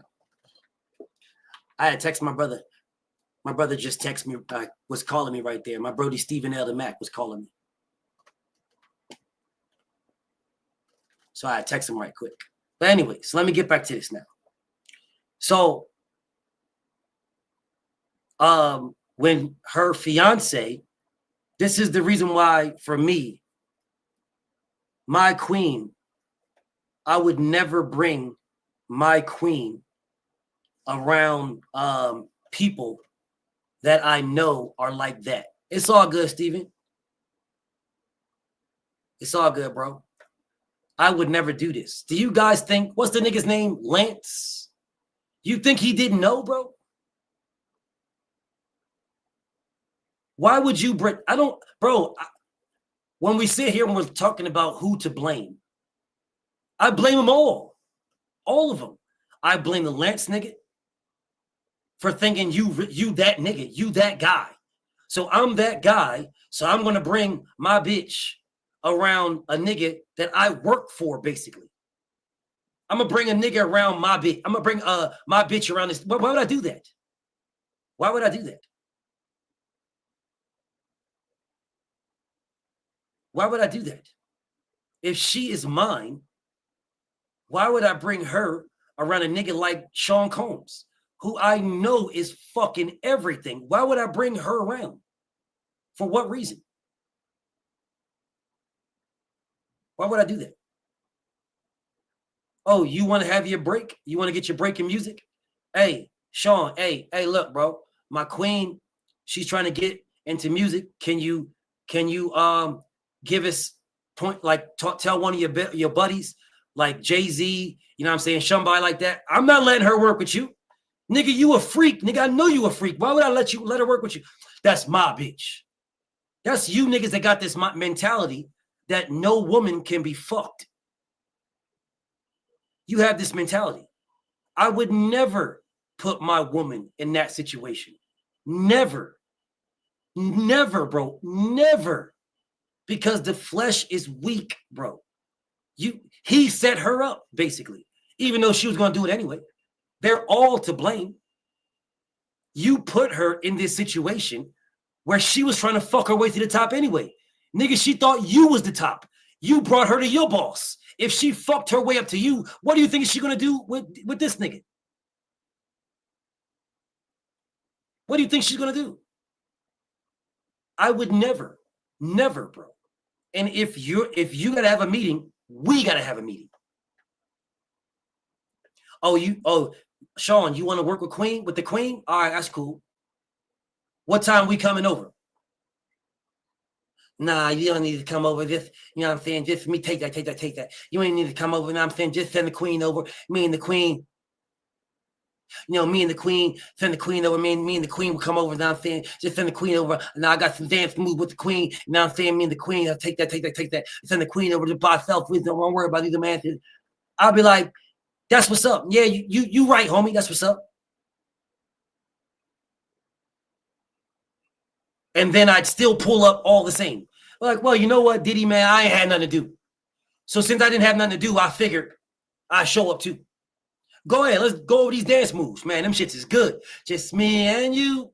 I've been waiting. I think I'm gonna make a move. Yo, go.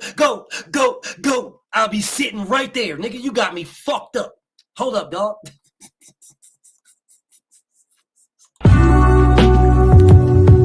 Got me fucked up. Got me fucked up. Got me fucked up. Got me fucked up.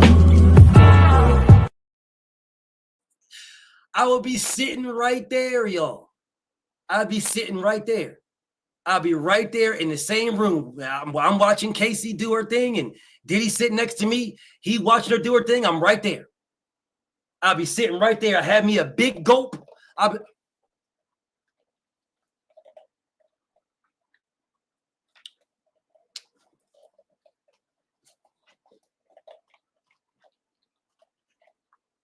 I'm standing right there.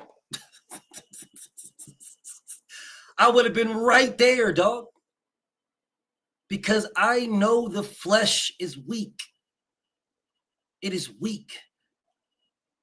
That's a whole nother live stream about cheating.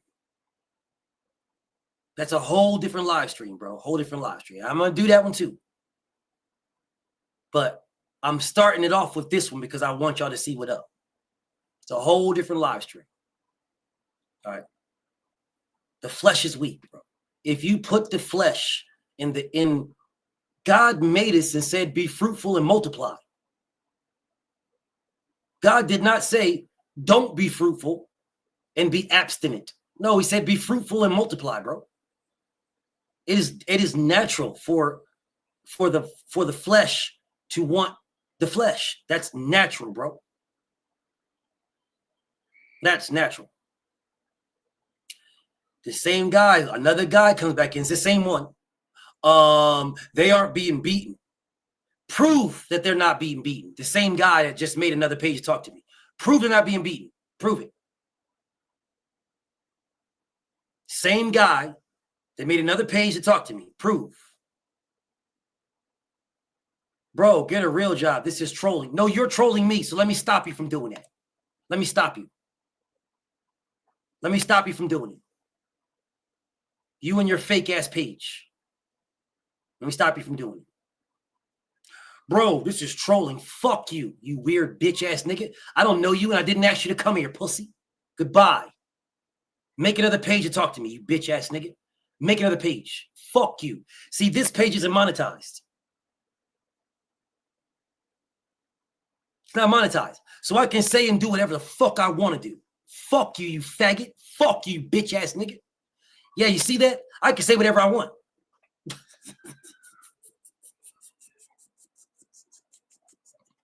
Say whatever I want, you bitch ass weirdo. Make another page and come back and follow me. Make another page and come back and talk to me. They weren't being beaten. Fuck you. Fuck you. Pussy. Fuck you.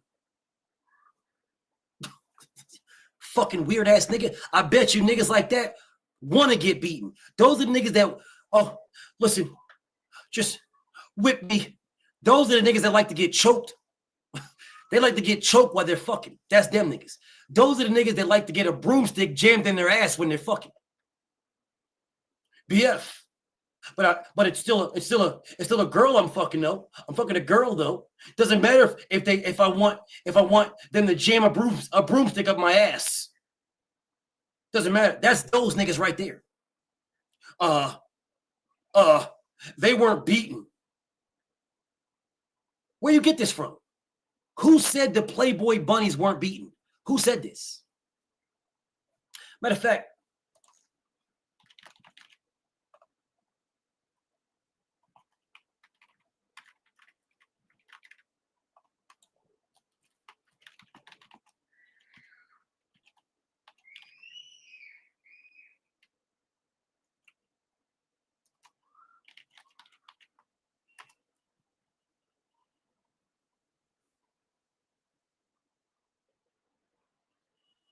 oh, it keeps giving you secrets of Playboy.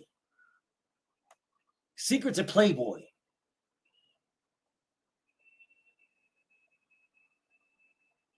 All these secrets of Playboy. Playboy bunnies blast predator Hugh Hefner. So they called Hugh Hefner a predator and said there was abuse, bestiality, and drugs in January of 2020. Well, let's look at it, shall we?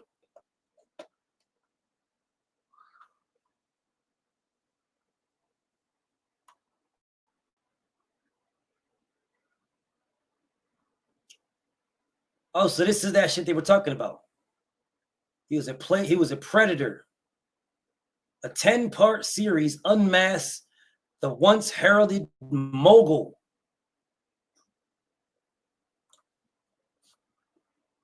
He was a predator, they say. Huh.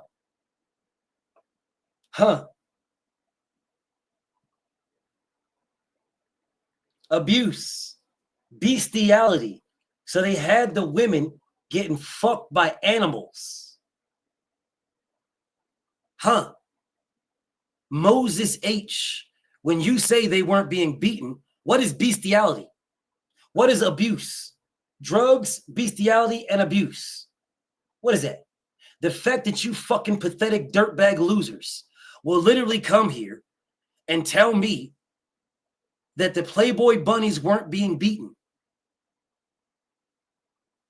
So you think that being made to fuck animals is better than someone slapping you? See, let me explain something to you guys. You fucking weird ass cornballs. Let me explain something to you hoe ass niggas. Let me explain something to y'all. The mind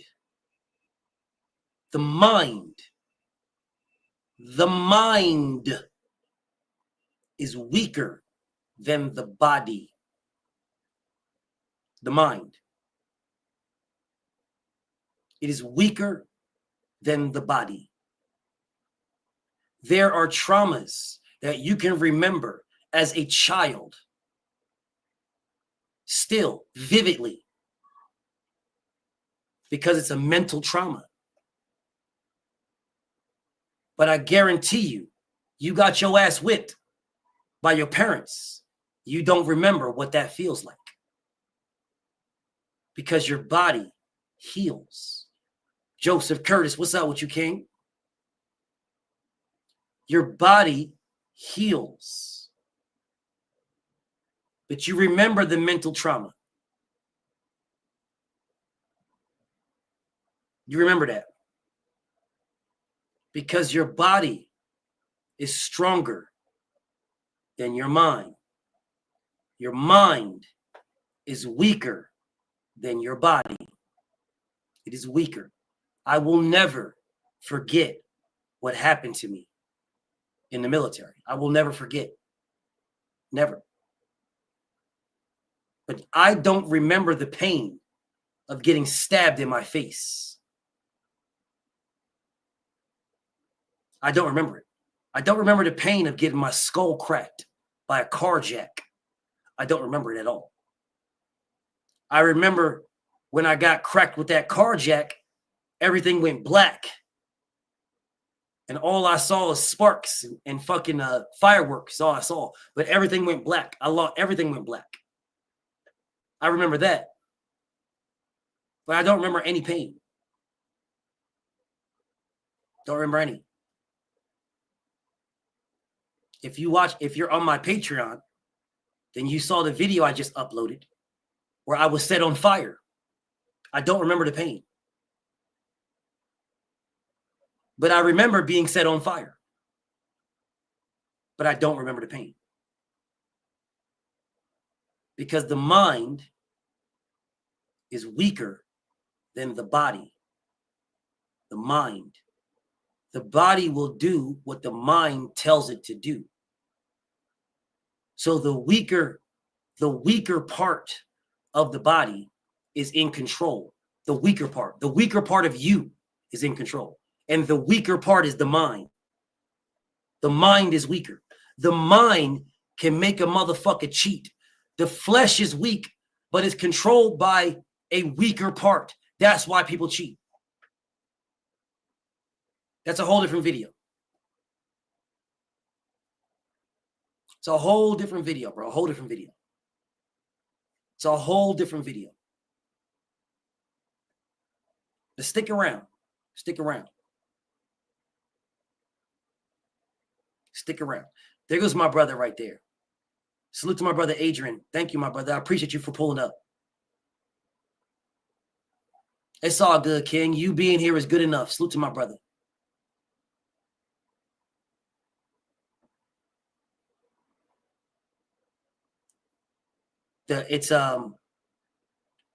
If you have, and this goes into boxing, bro. This goes into boxing. I'll dibble in boxing just on the mind portion. This is why I say to you guys that Devin is stronger than all these guys. This is why I say that to you. This is why I say to you guys that Devin Haney he's stronger than all of them because his mind is stronger than all of them. His mind. That's why I say he's stronger than those guys.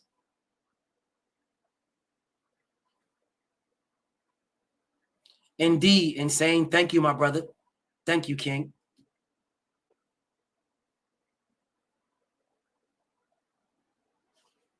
Now, absolutely. Oh my God. Can I do this one? I will do this one for you. 100%. I might do, damn it, because it was going to be my Patreon.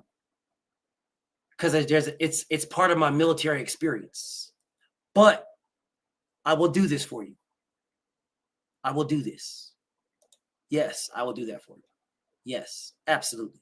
100%. I am in a unique position, very, very unique position to do that. Very, very unique. But anyways, so let me get back to this shit right here. Let me get back to this. So, this woman, Casey, fucked her way to the top, and she did. I'm not mad at her. I'm not shitting on her. I'm not hating her. I'm not disrespecting her, degrading her, nothing. She did what a lot of women would do, and a lot of women right now do. They fuck their way to the top. Because women know that they have the power of the pussy. They know that. You can be the ugliest motherfucker on God's green earth. Let you have some big titties and a fat ass, and you'll be riding in a Phantom. You'll get out that motherfucker looking like Andre the Giant, and they'll be like, God damn, that motherfucker ugly. And then you turn around and they'll be like, God damn, that motherfucker got a fat ass. Damn. I got you. Oh my God, I got you. I got you, Adrian. They will both tie together, brother. They will both tie together. I promise you. Salute to my brother, Adrian. I got you, family. That is my brother right there. I got you. I got you. So men don't have that option. We don't have that option. We can go in the gym and bust our ass and work out and work out and work out and look like a Didonis out this motherfucker. Like Oscar says, he's a Didonis. Yeah, you can look like a Didonis all you want, nigga. And you work at Popeyes, you'll get no pussy. You could be a sneaky link.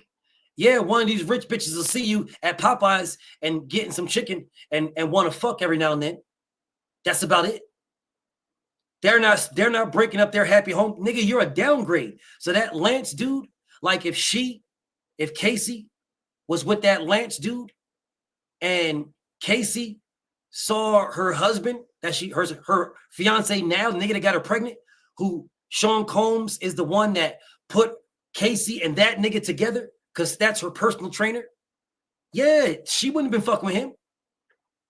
No way in hell. There is no way in hell that Casey would have been fucking her trainer, her personal trainer, over Lance. No way. Because there's more to go. I'm not going to get pregnant by this personal trainer. Why would I do that? I'm not at the top yet. I'm limiting myself. I get pregnant by him. No one's going to want me no more. I don't got the opportunity for this nigga. So what I'll do is I'll keep him on the sideline. I'll fuck, but I'll make him pull out or got to wear a condom. And I'm going to keep going until I get this nigga. Then when I get this nigga, oh, hey, raw dog. Do you know this woman said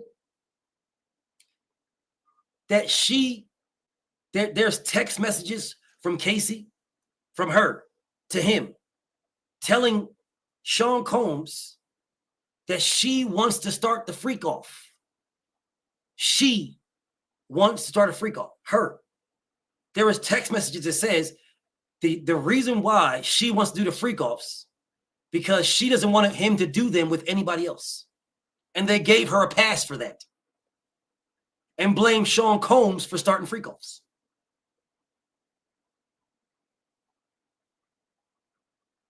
She's the one that started them.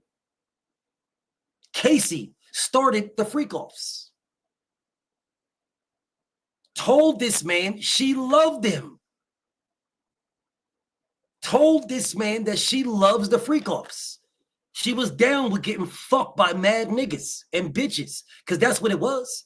All the freak off is a different name for an orgy. Get a bunch of bitches, a bunch of niggas, and everybody fuck. They've been doing this for thousands of years. Y'all didn't see the Roman shit? They've been doing orgies for thousands of years. Bro, back in Rome, orgies was a way of greeting. Man, we're going to throw a big party in Rome was an orgy. That they threw orgies for dignitaries of other companies. I mean, not companies, fucking countries, right? The Romans would throw an orgy and then invite the Nubians, which is today's Africa, where they renamed Africa for the general Africanus. It was never called Africa before that. They just made it Africa then, but whatever. Whole different subject. Yeah, the general Africanus is what Africa is named after. See, it was named something different before that nigga, but whatever. But I'm sure y'all knew that too. Whatever. But anyways, so they would, when they would invite like the Jews, like that Jewish dude that was the king of Jews or whatever the fuck his name is, that they ended up fucking murking, when they invite them niggas and invite the Nubians and they invite Germans and they invite motherfuckers over there, they would invite them and it would be an orgy that they would come there and it's an orgy going on. That's where that shit came from. They would have big ass orgies with motherfuckers in there. They would have a fucking goat sacrifice where they cut not a goat, but a cow. They cut the cow's throat and bleed the cow out. So all the blood went into this big old fucking pool. And then they fuck in the pool.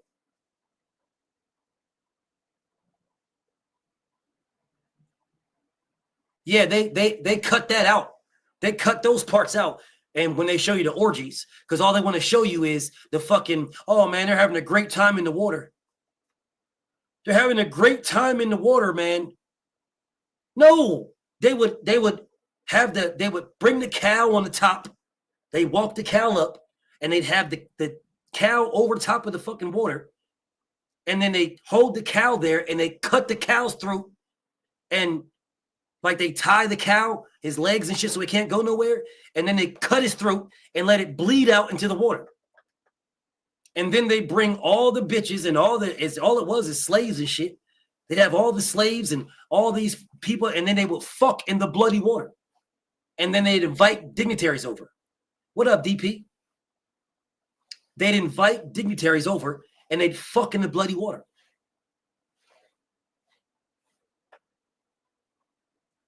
I mean, if you don't do any research, if nobody studies, then, you'll never know these things. All you'll know is what the people want to tell you. Well, guess what? The people that want to tell you something are the ones in charge. They are the devils. Do you think the devil's going to tell you he's the devil? Is that what y'all think? You think the devil is going to tell you guys, hey, man, I'm the devil? No, Shaitan is going to tell you that he is good for you. Shaitan is going to show you all these negative things and show you the good things that he does for you. That's what Shaitan is going to do. And then anything negative, they're going to fucking give that to the people who don't run shit. So they have no media. There is no BFTB for them motherfuckers, bro. There is no BFTB. There is nobody that's going to tell them what the real is at all. That BFTB didn't exist. They're not going to tell you what this shit is, bro. They're not going to tell you that. They're not going to tell you about the using babies as alligator bait, black babies. They're not going to tell you about. They're not going to tell you about the fucking the rape farm, the rape plantations that the slave owners had, the breeding plantations. They're not going to tell you about that. No, when they tell you about slavery, all you see is black people picking cotton. That's all you see. That's it. And black people getting whipped. The cotton, they show you the best of the worst is what they show you. The best of the worst. That's what they show you. Picking cotton and getting whipped. They don't show you a fucking 12-year-old, an 11-year-old being tied to a machine with their butts up in the air, not a machine, a piece of metal with their butts up in the air, being strapped to it, and then forcing another slave to rape them. They don't show you that.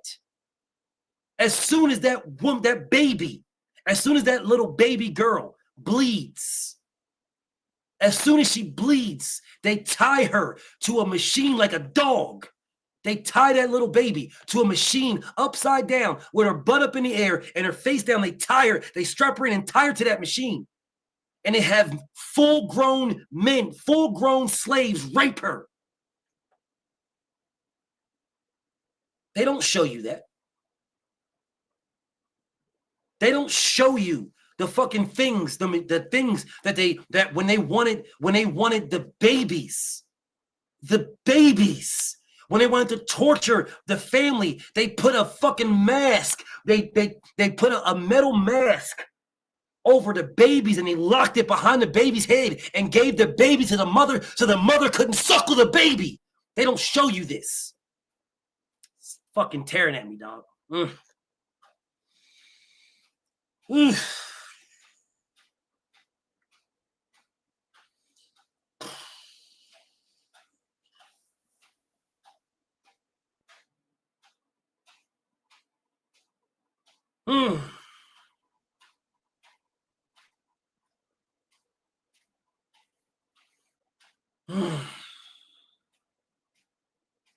They don't show you that. What they show you is these people picking cotton and people being whipped. They show you that. They show you the best of the absolute worst and not the worst of the worst. They don't show you that. And then they tell you to get over it. And then they put this motherfucker on TV. They put this motherfucker on TV. And they praise this fucking pedophile. They praise this rapist. They praise this guy who trafficked women for over 40 years. From the 50s, from 1953 until 6 years ago. From 1953, they trafficked they praised this man, called his house an icon. Called him an icon. And want to throw this man under the fucking jail because this woman fucked her way to the top. Diddy didn't know who the fuck she was. Sean Combs did not look out over the world for Casey. He didn't. He didn't look over the world for Casey. Bro, if you guys do some research of what they did to Mexican people, oh my God.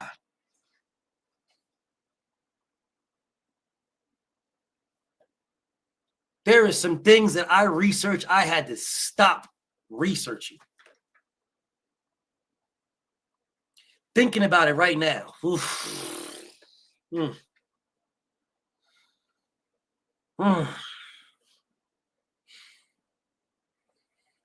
Mm. Oh man. Ooh.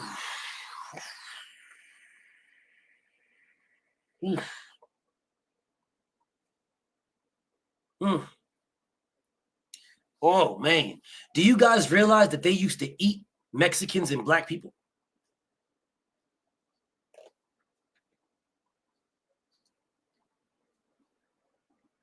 They used to eat Mexicans and black people. They don't put this in the history books. You have to actually go do research. They used to eat them. They said they stopped eating Mexicans and ate more black people because they said black people were more seasoned. Facts. They used to eat Mexicans and black people. Eat them. Eat them. Eat them.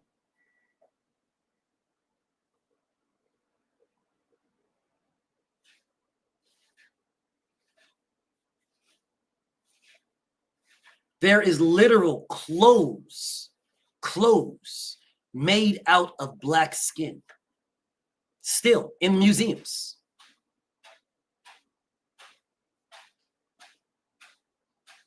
This wasn't too long ago. This wasn't too long ago, bro.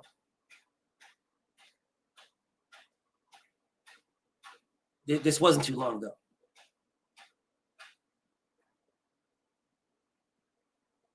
So it's a whole different conversation. But it wasn't just black people that they ate. They ate Mexicans too. But see, they were able to wipe that from history.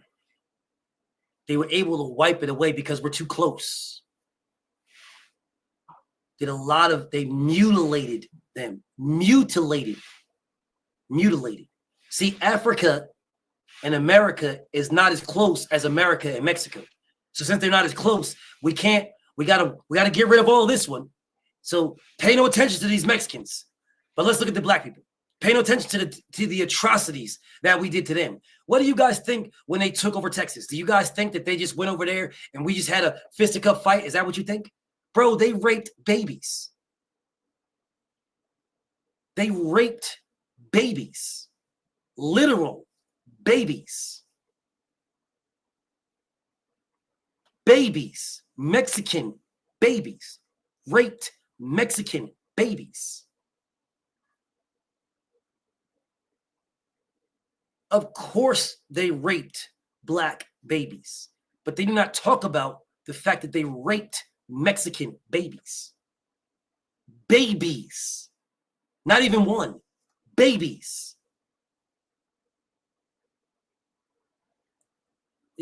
When you see, when people say, to the victor goes the spoils, it is us as human beings that put a fucking limitation on what that means.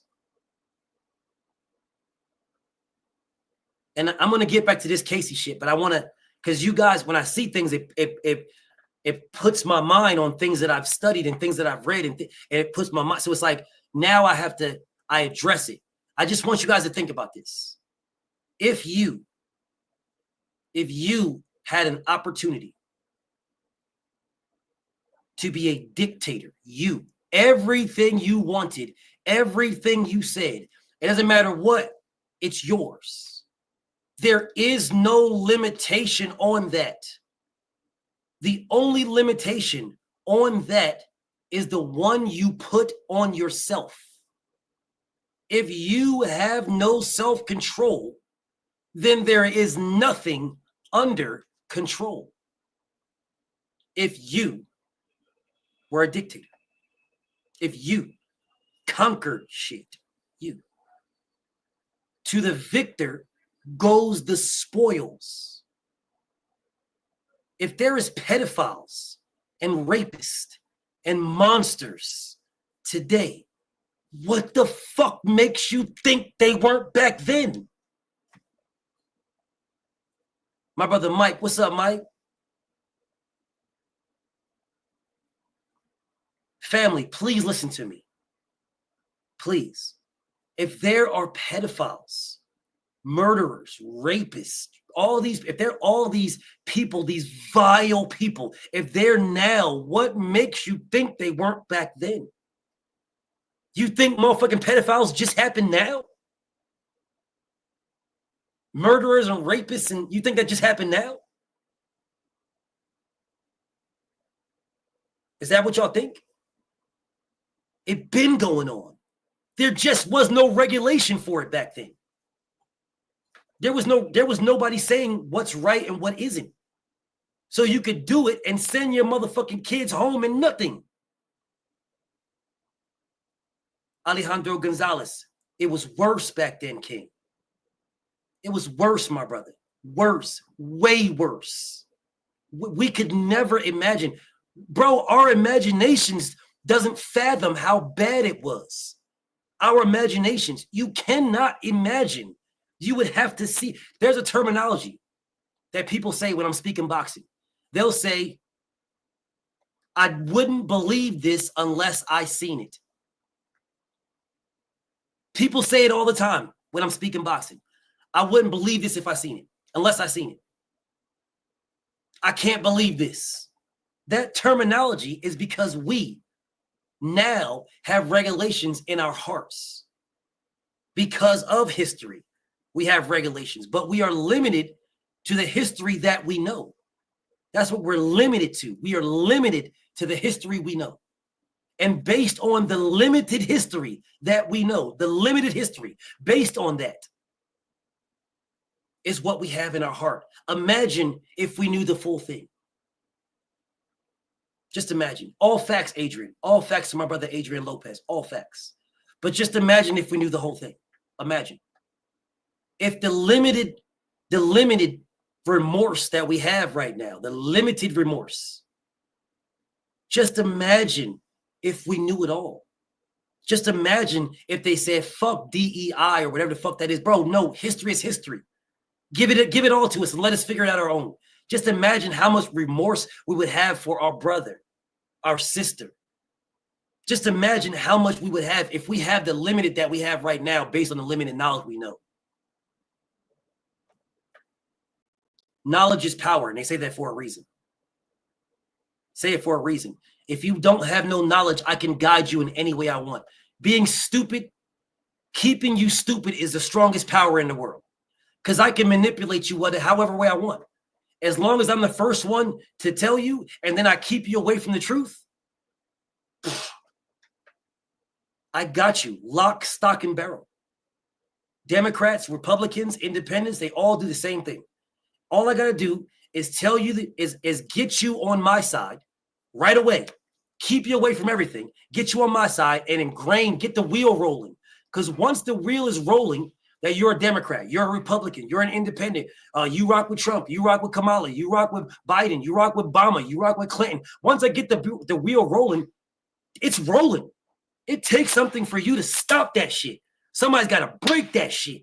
And if you don't break it, it's going to keep rolling. In your mind, you're going to say, man, Trump is doing some fucked up shit. But I'm a Republican, so I'm going to give him a chance. You're going to do, and the exact same opposite. Man, Obama's he did some fucked up shit. I'm a Democrat, so I'm going to give him a chance. Same thing. It doesn't matter. And that's what this is. This dude right here, this dude is a pedophile. This dude right here is a rapist. This dude is an extortionist. This dude right here. Everything that y'all say about this dude is he's not even an originator.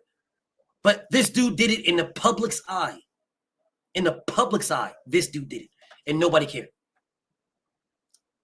Nobody cared at all.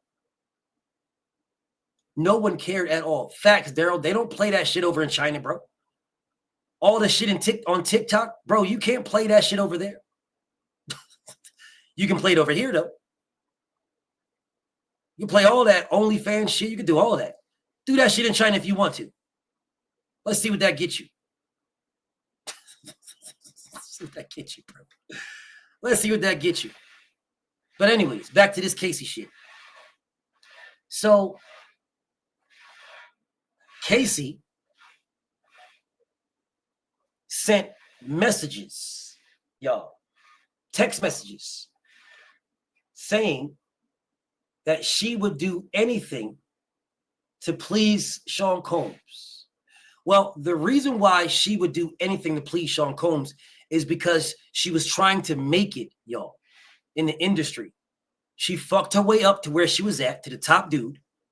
She was trying to keep him pleased. So she would do anything to keep him pleased. She wasn't who he wanted. Who she wanted. She didn't want him.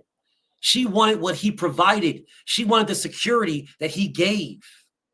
She did not want that man. She got the man she wanted. The man she wanted was her personal trainer. That's who she wanted. That is the man she wanted. The security she wanted came from this nigga. Because if security is what she wanted, then she would stay with the Lance nigga, her fiance. Because he was richer than her personal trainer. He's still in the industry. She didn't want him. She wanted him to get her in the industry. Get her around people to fuck her way up. This guy was the top. He was the top. Him, he's the top. She fucked her way there.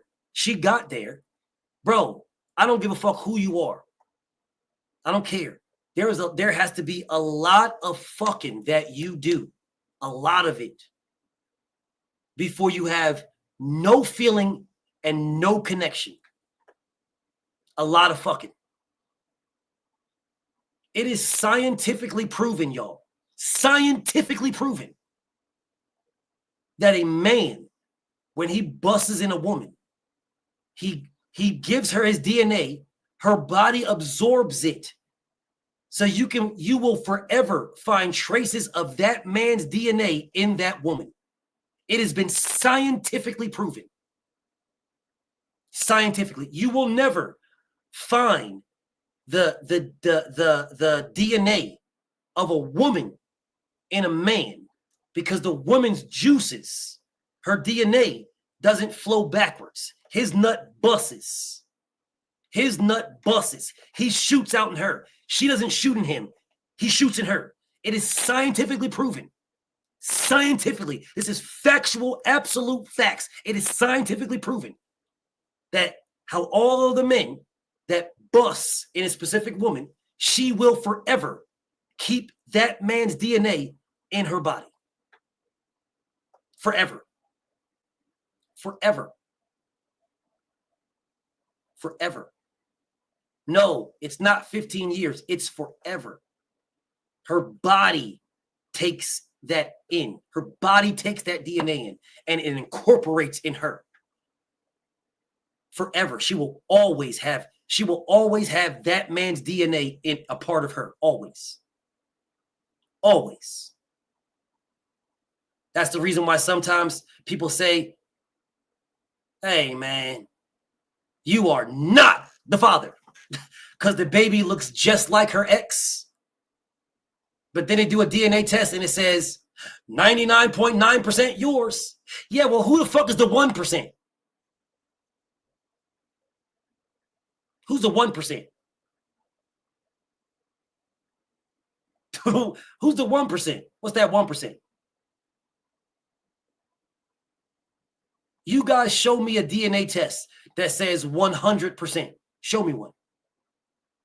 Go watch Maury and tell me a DNA test that ever said 100%. Go watch Maury. Do you guys know why lie detector tests are not permitted in court as factual evidence? You can use them as circumstantial evidence, but you can't use them as the facts because they're not 100% factual. That's why. That's why lie detector tests are not permitted in court as absolute facts. Like I said, you can use them as circumstantial evidence, but you cannot use them as the definitive fact. You can't. I have a story for that too.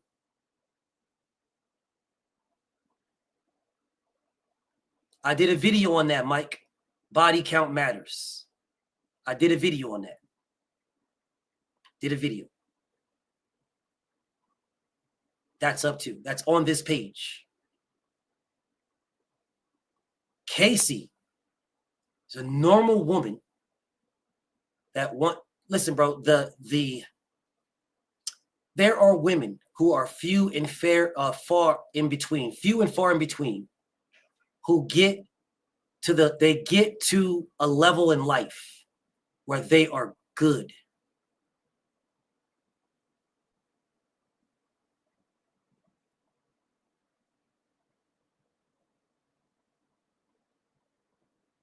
I got you, Brody. I got you, Adrian. I got you, bro. I'm going to star some of these things. Y'all write topics that y'all want me to speak about, and I'm going to star them. I'm going to star them so that I can speak about them for you. I'll do videos on them. I'm going to star them. So when you write a comment that I'm going to go in, I'm going to star that comment, bro.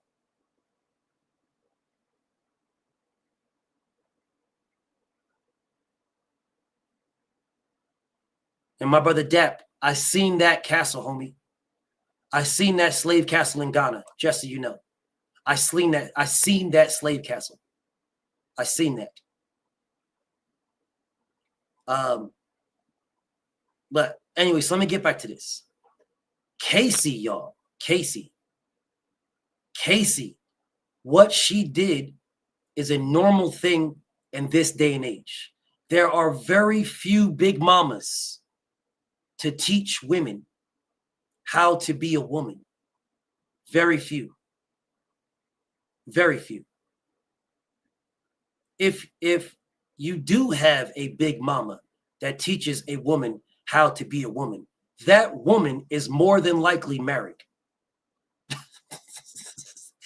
That woman she more than likely knows how to submit to her man.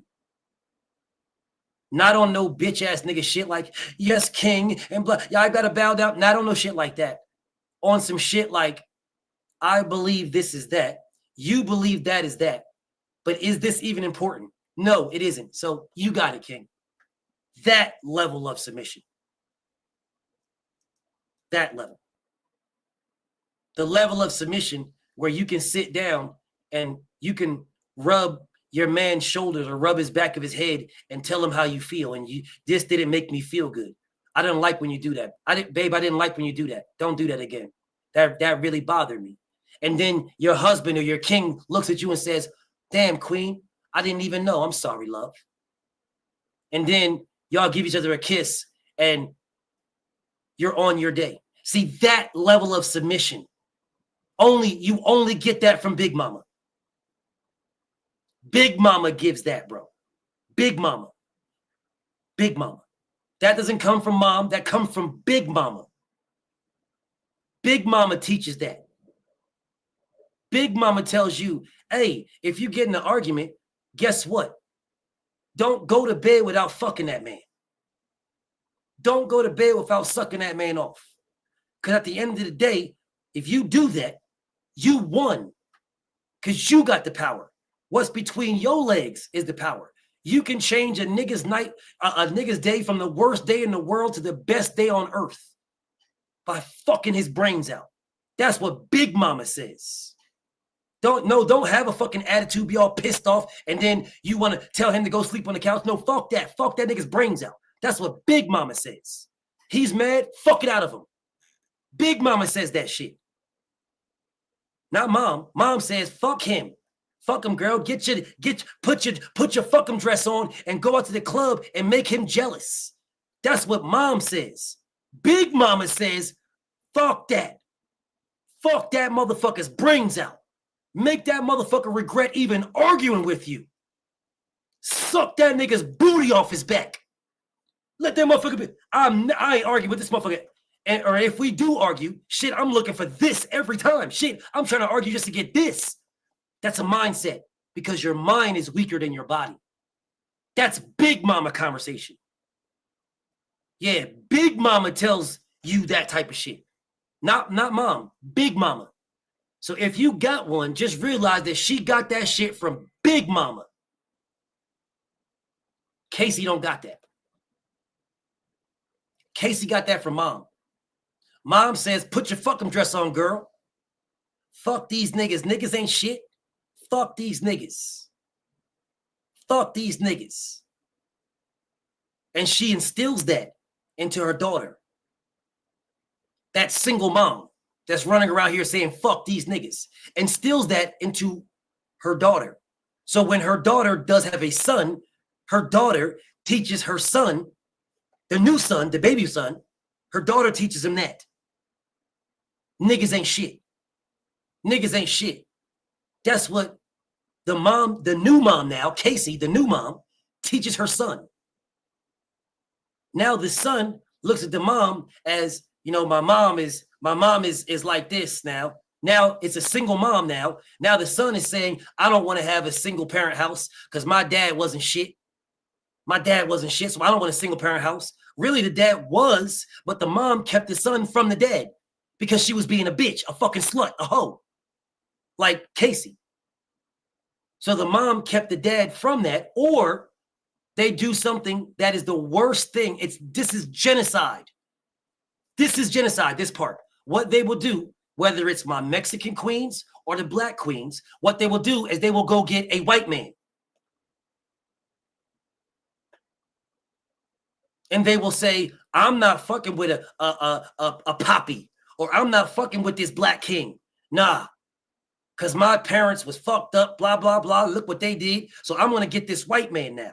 Now you're no longer even attracted to what you look like. You're attracted to something else. So then you go fuck with them and you tell the world about how great they treat you, how great they are, because they're different than what you was raised with. That is called genocide. Without killing them, you're fucking your race out. That's what you're doing. You're fucking your race away.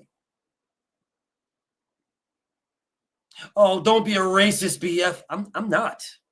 I am telling you the facts. The darker you are, the closer you are to the original human being. This is no shade. That's no hate. This is no disrespect to nobody. The more melanin you have in your skin, the closer you are with nature. The closer you are, the less your sun burns. I mean, your skin burns from the sun. The more sun, the more heat you can take into your body. That's how you live, from the sun. Whatever, bro. That's a whole other video. That's a whole nother video. The problem is people are scared to talk about this shit because they're scared that they're going to lose subscribers or friends no, I'm not worried about none of that shit. Real motherfuckers know what's up, bro. Real people know, whether you're Mexican, whether you're Latino, whether you're black, whether you're white, bro, you know what's up. You know good and goddamn well if I take a white person and put him in the sun all day long, I bet you get sunburned. I bet you. Take your ass down here to Texas and sit outside all day long in the sun. I bet you get sunburned. I bet you I sit right next to you and I don't. I bet you. I'll put money on it. Who want to bet? Who want to bet if you put me, a Mexican, and a white person, and we sat all next to each other in the sun all day, I bet bread that white person would get sunburned.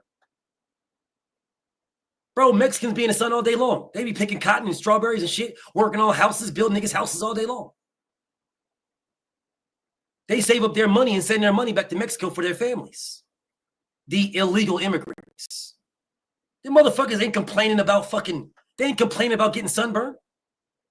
I bet bread you sit that white person right next to me and a Mexican. Bet bread that white person gets sunburned. Bet bread. You won't even be touch the motherfucking skin. You touch that motherfucking skin and they'll be jumping and shit. This is no shade, no hate, no disrespect. It just is what it is. Anyways, y'all guys are taking me off of topics now. I'm going to get back to the topic at hand. Casey Anthony. Do you guys realize that Casey Anthony FaceTimed a dude while she was fucking Sean? She FaceTimed the nigga that she's about to marry. She FaceTimed the dude who got her pregnant right now. She FaceTimed him.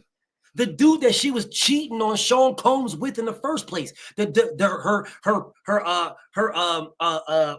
dude that fucking her trainer, her personal trainer.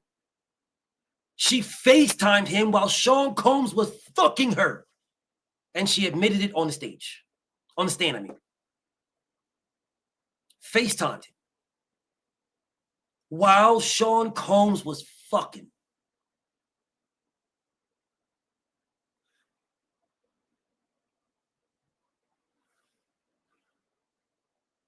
FaceTimed the dude who got her pregnant. FaceTime while they was fucking.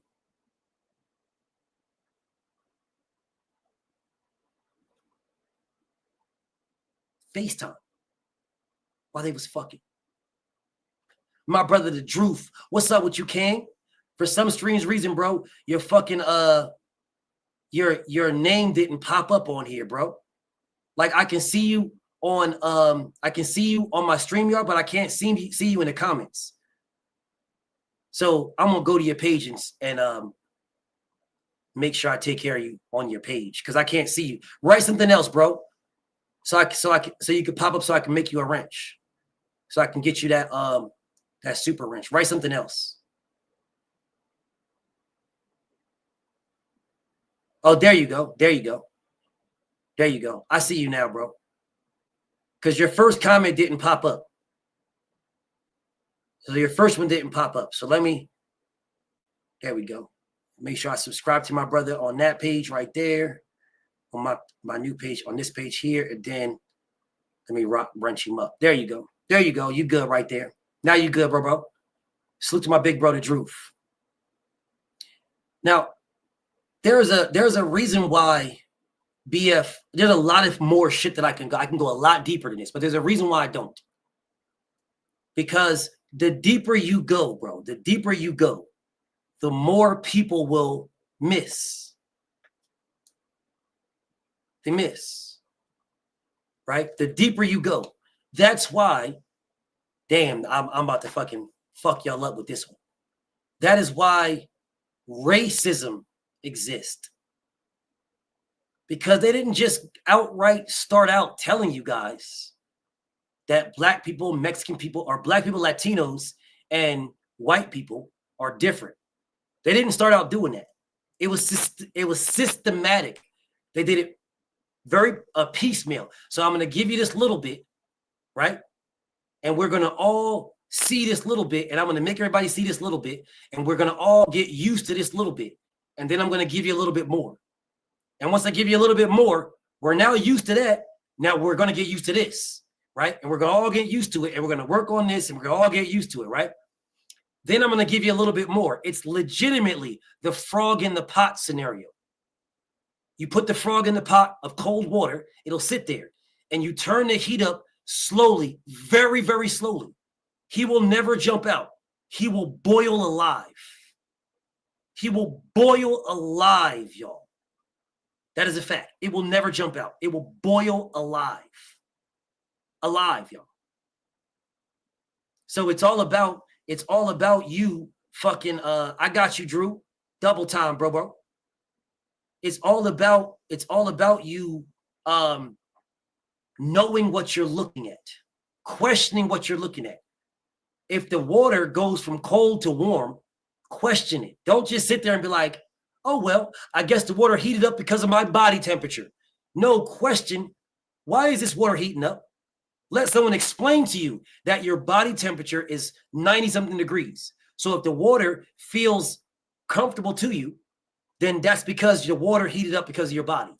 So when the water is now hot, don't sit there and say, damn, this water feel good. No, you should be asking, why is this water hot? If the water heated up to my body temperature, then why does it feel hot?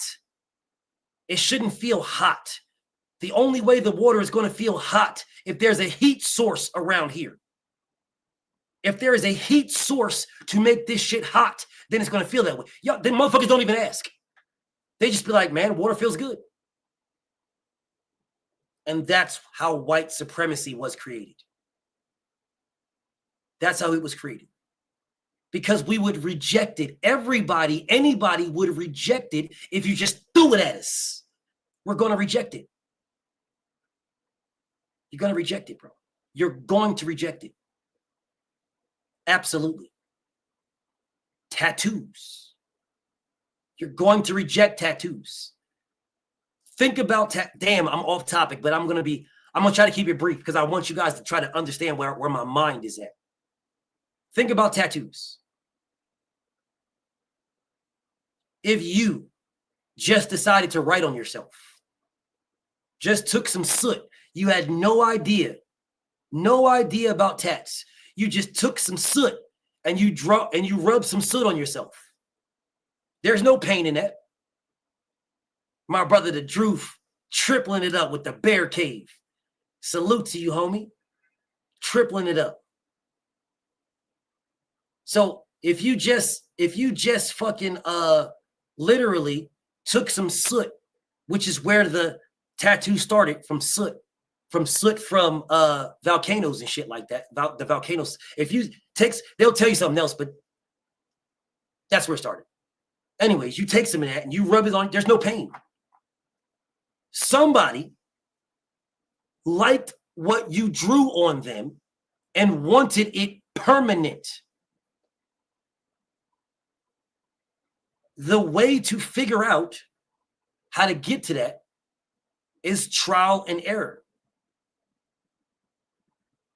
So then you realize that I'm looking at myself, I got a scar over here, and the scar didn't go nowhere. I still see that scar, but I'm trying to rub this tattoo, this soot on me, and it's washing off. But this scar isn't going nowhere. This scar is under my skin. So since this scar is under my skin and I want this tattoo to stay, let me put this tattoo under my skin.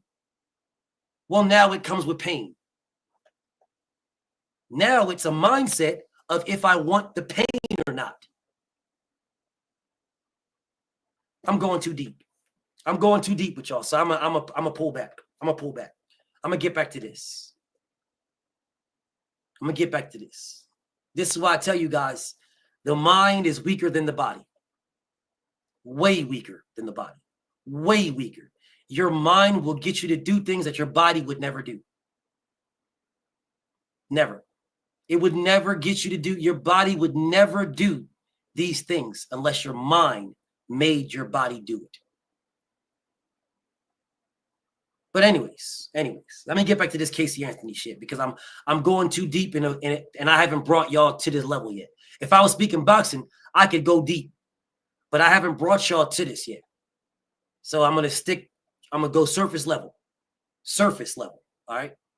She FaceTimed the dude that she's right now either married to or about to marry, but who got her pregnant. She FaceTimed this dude while Sean was fucking her. Yeah, not Casey Anthony, just Casey. I know. I blend the two from time to time because their name is the same, just spelled differently. But I have my thoughts on Casey Anthony as well. Just like it blends in with a woman who left her babies in the house and went gambling for 9 hours. And when she came back, the older baby boy beat the younger daughter. The oldest one was, I want to say 12. The oldest boy, a black family, the oldest boy, a 12-year-old boy, beat the little 9-year-old girl to death. And the mother left them. I think it was like 8 of them. It's like 8 kids. Left all 8 kids in the house and went gambling. That's the connection between Casey Anthony and them. But that's a whole new life. Anyways, this woman, Cassie, however y'all want to pronounce her name, fucked her way to the top. She got the top. She got her album. Her song is dope. Diddy produced it. She got what she wanted with Diddy. And then she went to the person she wanted to be with. The guy she's with now. Facts. So she used Diddy to get to what she wants. She got it. And now she went to the man she wants. She enjoyed the freak-offs. She started the freak-offs. Not just with Sean Combs. She's got a whole bunch of DNA in her system. A whole bunch. So what she did now, I'm going to speak about that. God, that's a fucking, that topic is a topic that I want to go into so bad. So badly, bro. Because it is a needed topic to discuss. A needed topic. Gosh, I want to go into that.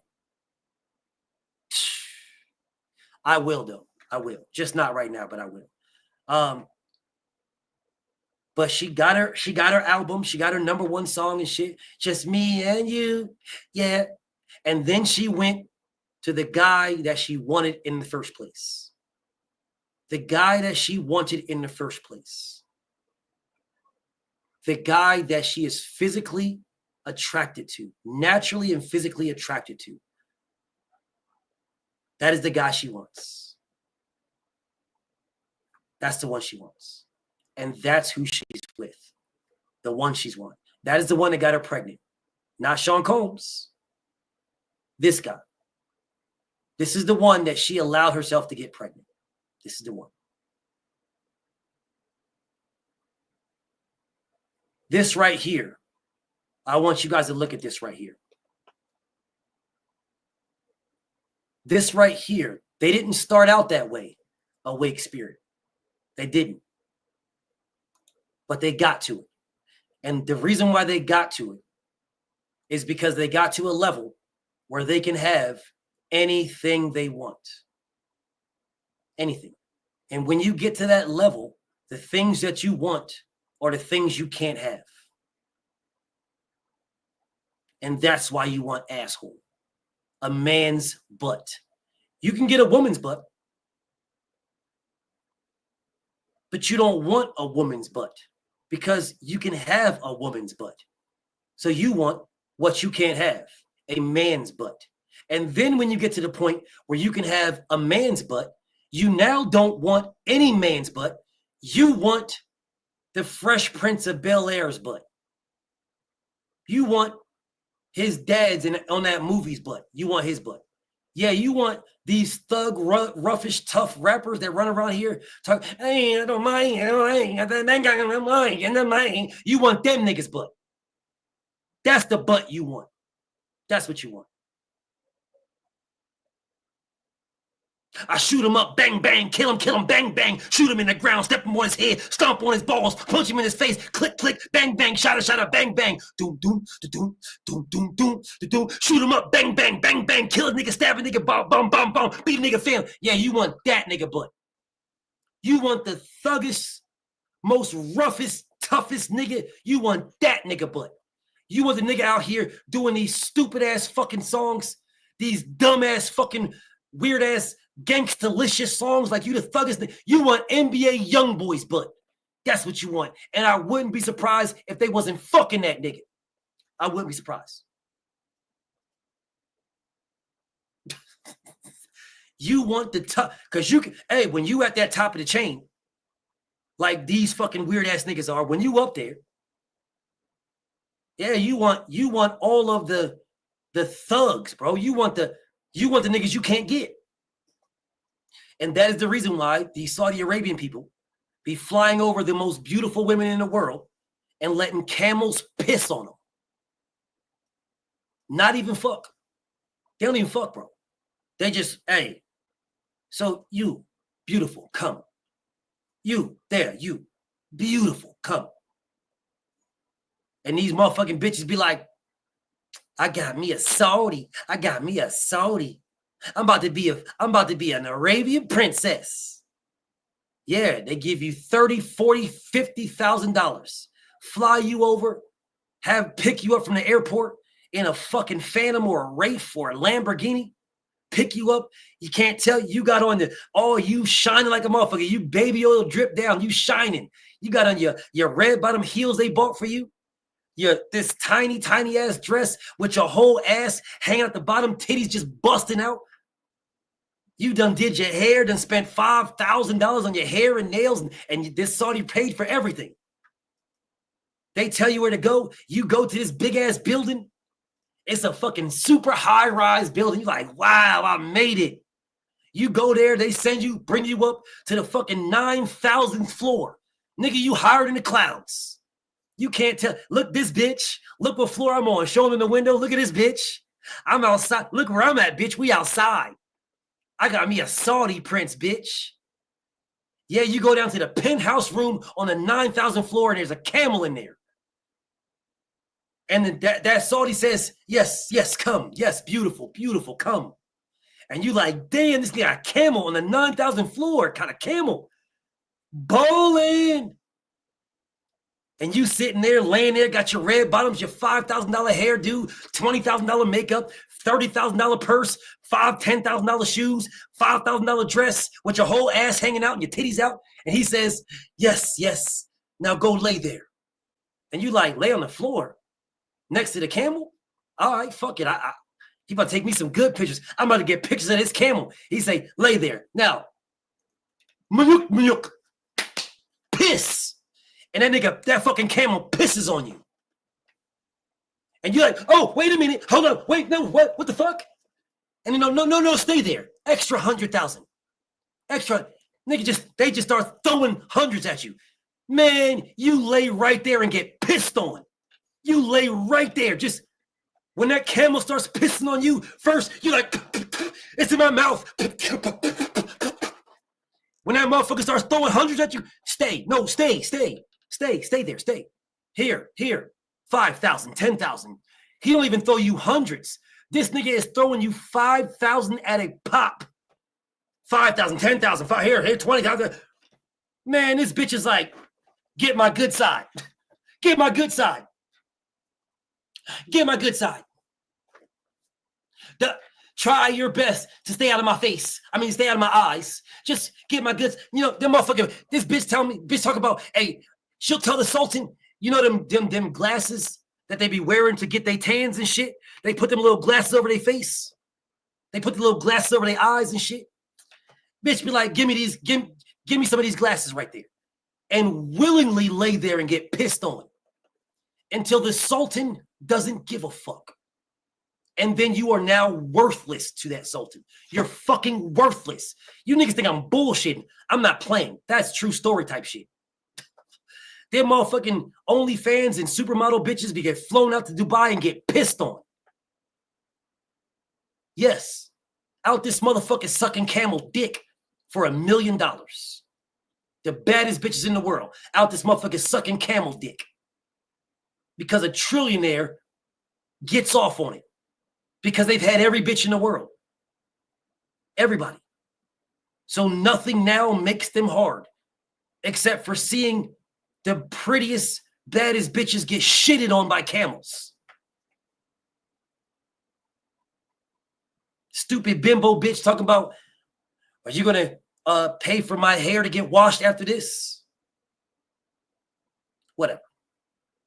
And that's what Casey is. That's what Casey is. That's what she is.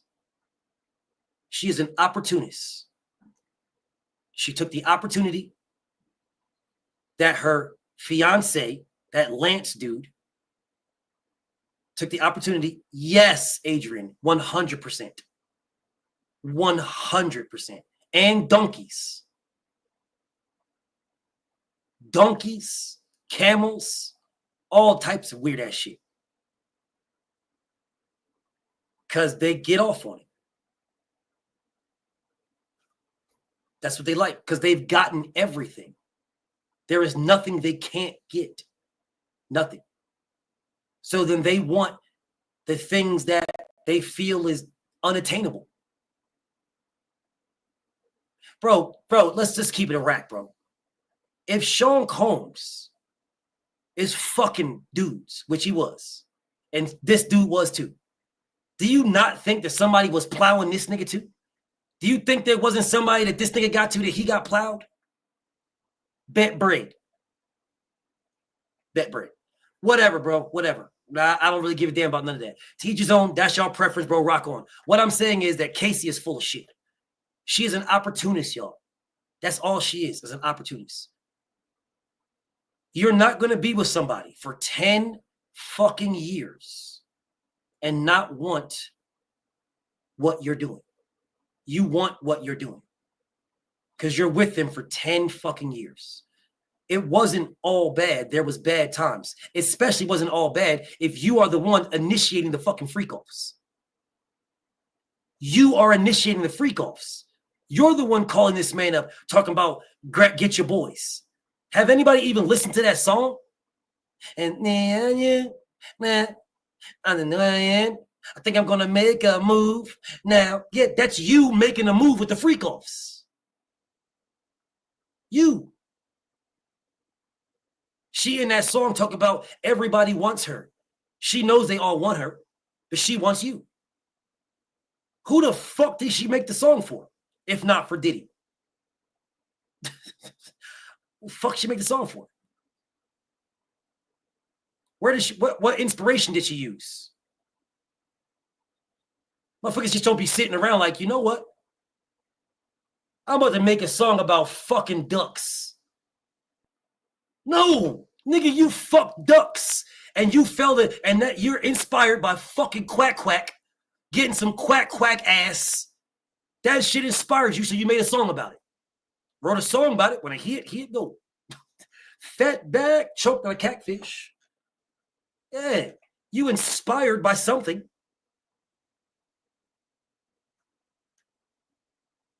Whatever, bro. Whatever. Motherfuckers, y'all gonna act dumb. And this is the reason why this page is speak for myself. Anywho, I'm gonna wrap this up, y'all. I was light, y'all. I was light. It was light. It was light. I was light. Light. Thank you, Adrian. I appreciate you, my brother. I was light on this, y'all. Very, very light. But since I don't really do lives over here, I was all over. Y'all know when I'm speaking boxing, I'm more focused, right? You can get me off topic, but I can get back to it. But since I don't do it over here a lot, I was all over. But you guys know what I'm saying. And I kept it high level so we can all understand. My next one, I'm going to go a little bit deeper, but I'm going to be more focused. But when I speak to you guys, I'm not going to speak to you out of a place of knowledge, right? Because speaking to you guys out of a place of knowledge, someone will go, you tend to go too far down the rabbit hole and I lose people. So I'm speaking from a place of knowledge, but common sense. All right. Knowledge, but common sense. Knowledge, but common sense. If you go past the common sense, you lose people. You've got to go knowledge and stay right here in the common sense. Knowledge, stay right here. Allow everybody to catch up before you move on. Otherwise, you're going to lose people and you'll never catch them. They'll never catch up. They'll never even try. They'll get discouraged and fall away. That's the terminology of being woke. Don't worry. I'll save that one for later. But I'll be more consistent over here, y'all. I'll probably do one maybe every 2 or 3 days. I'll do one over here every 2 or 3 days. But yeah, so I'll see y'all on the next one, man. Thank you guys for all pulling up. I appreciate all the new subscribers. I appreciate all the interactions. I definitely appreciate you guys. And I'll see y'all tomorrow on some boxing shit. And then, you know what I'm saying, we'll see when the next live we do. I'll make sure I let you guys know so that we can pull up and we can build this channel, man. Because in my opinion, we are building this. Like, we built my boxing page. We built that. I didn't do it by myself. I needed y'all. We built it. So let's build this one. Salute to y'all, man. And I'll see y'all on the next one. I'm out. Peace and almighty blessings.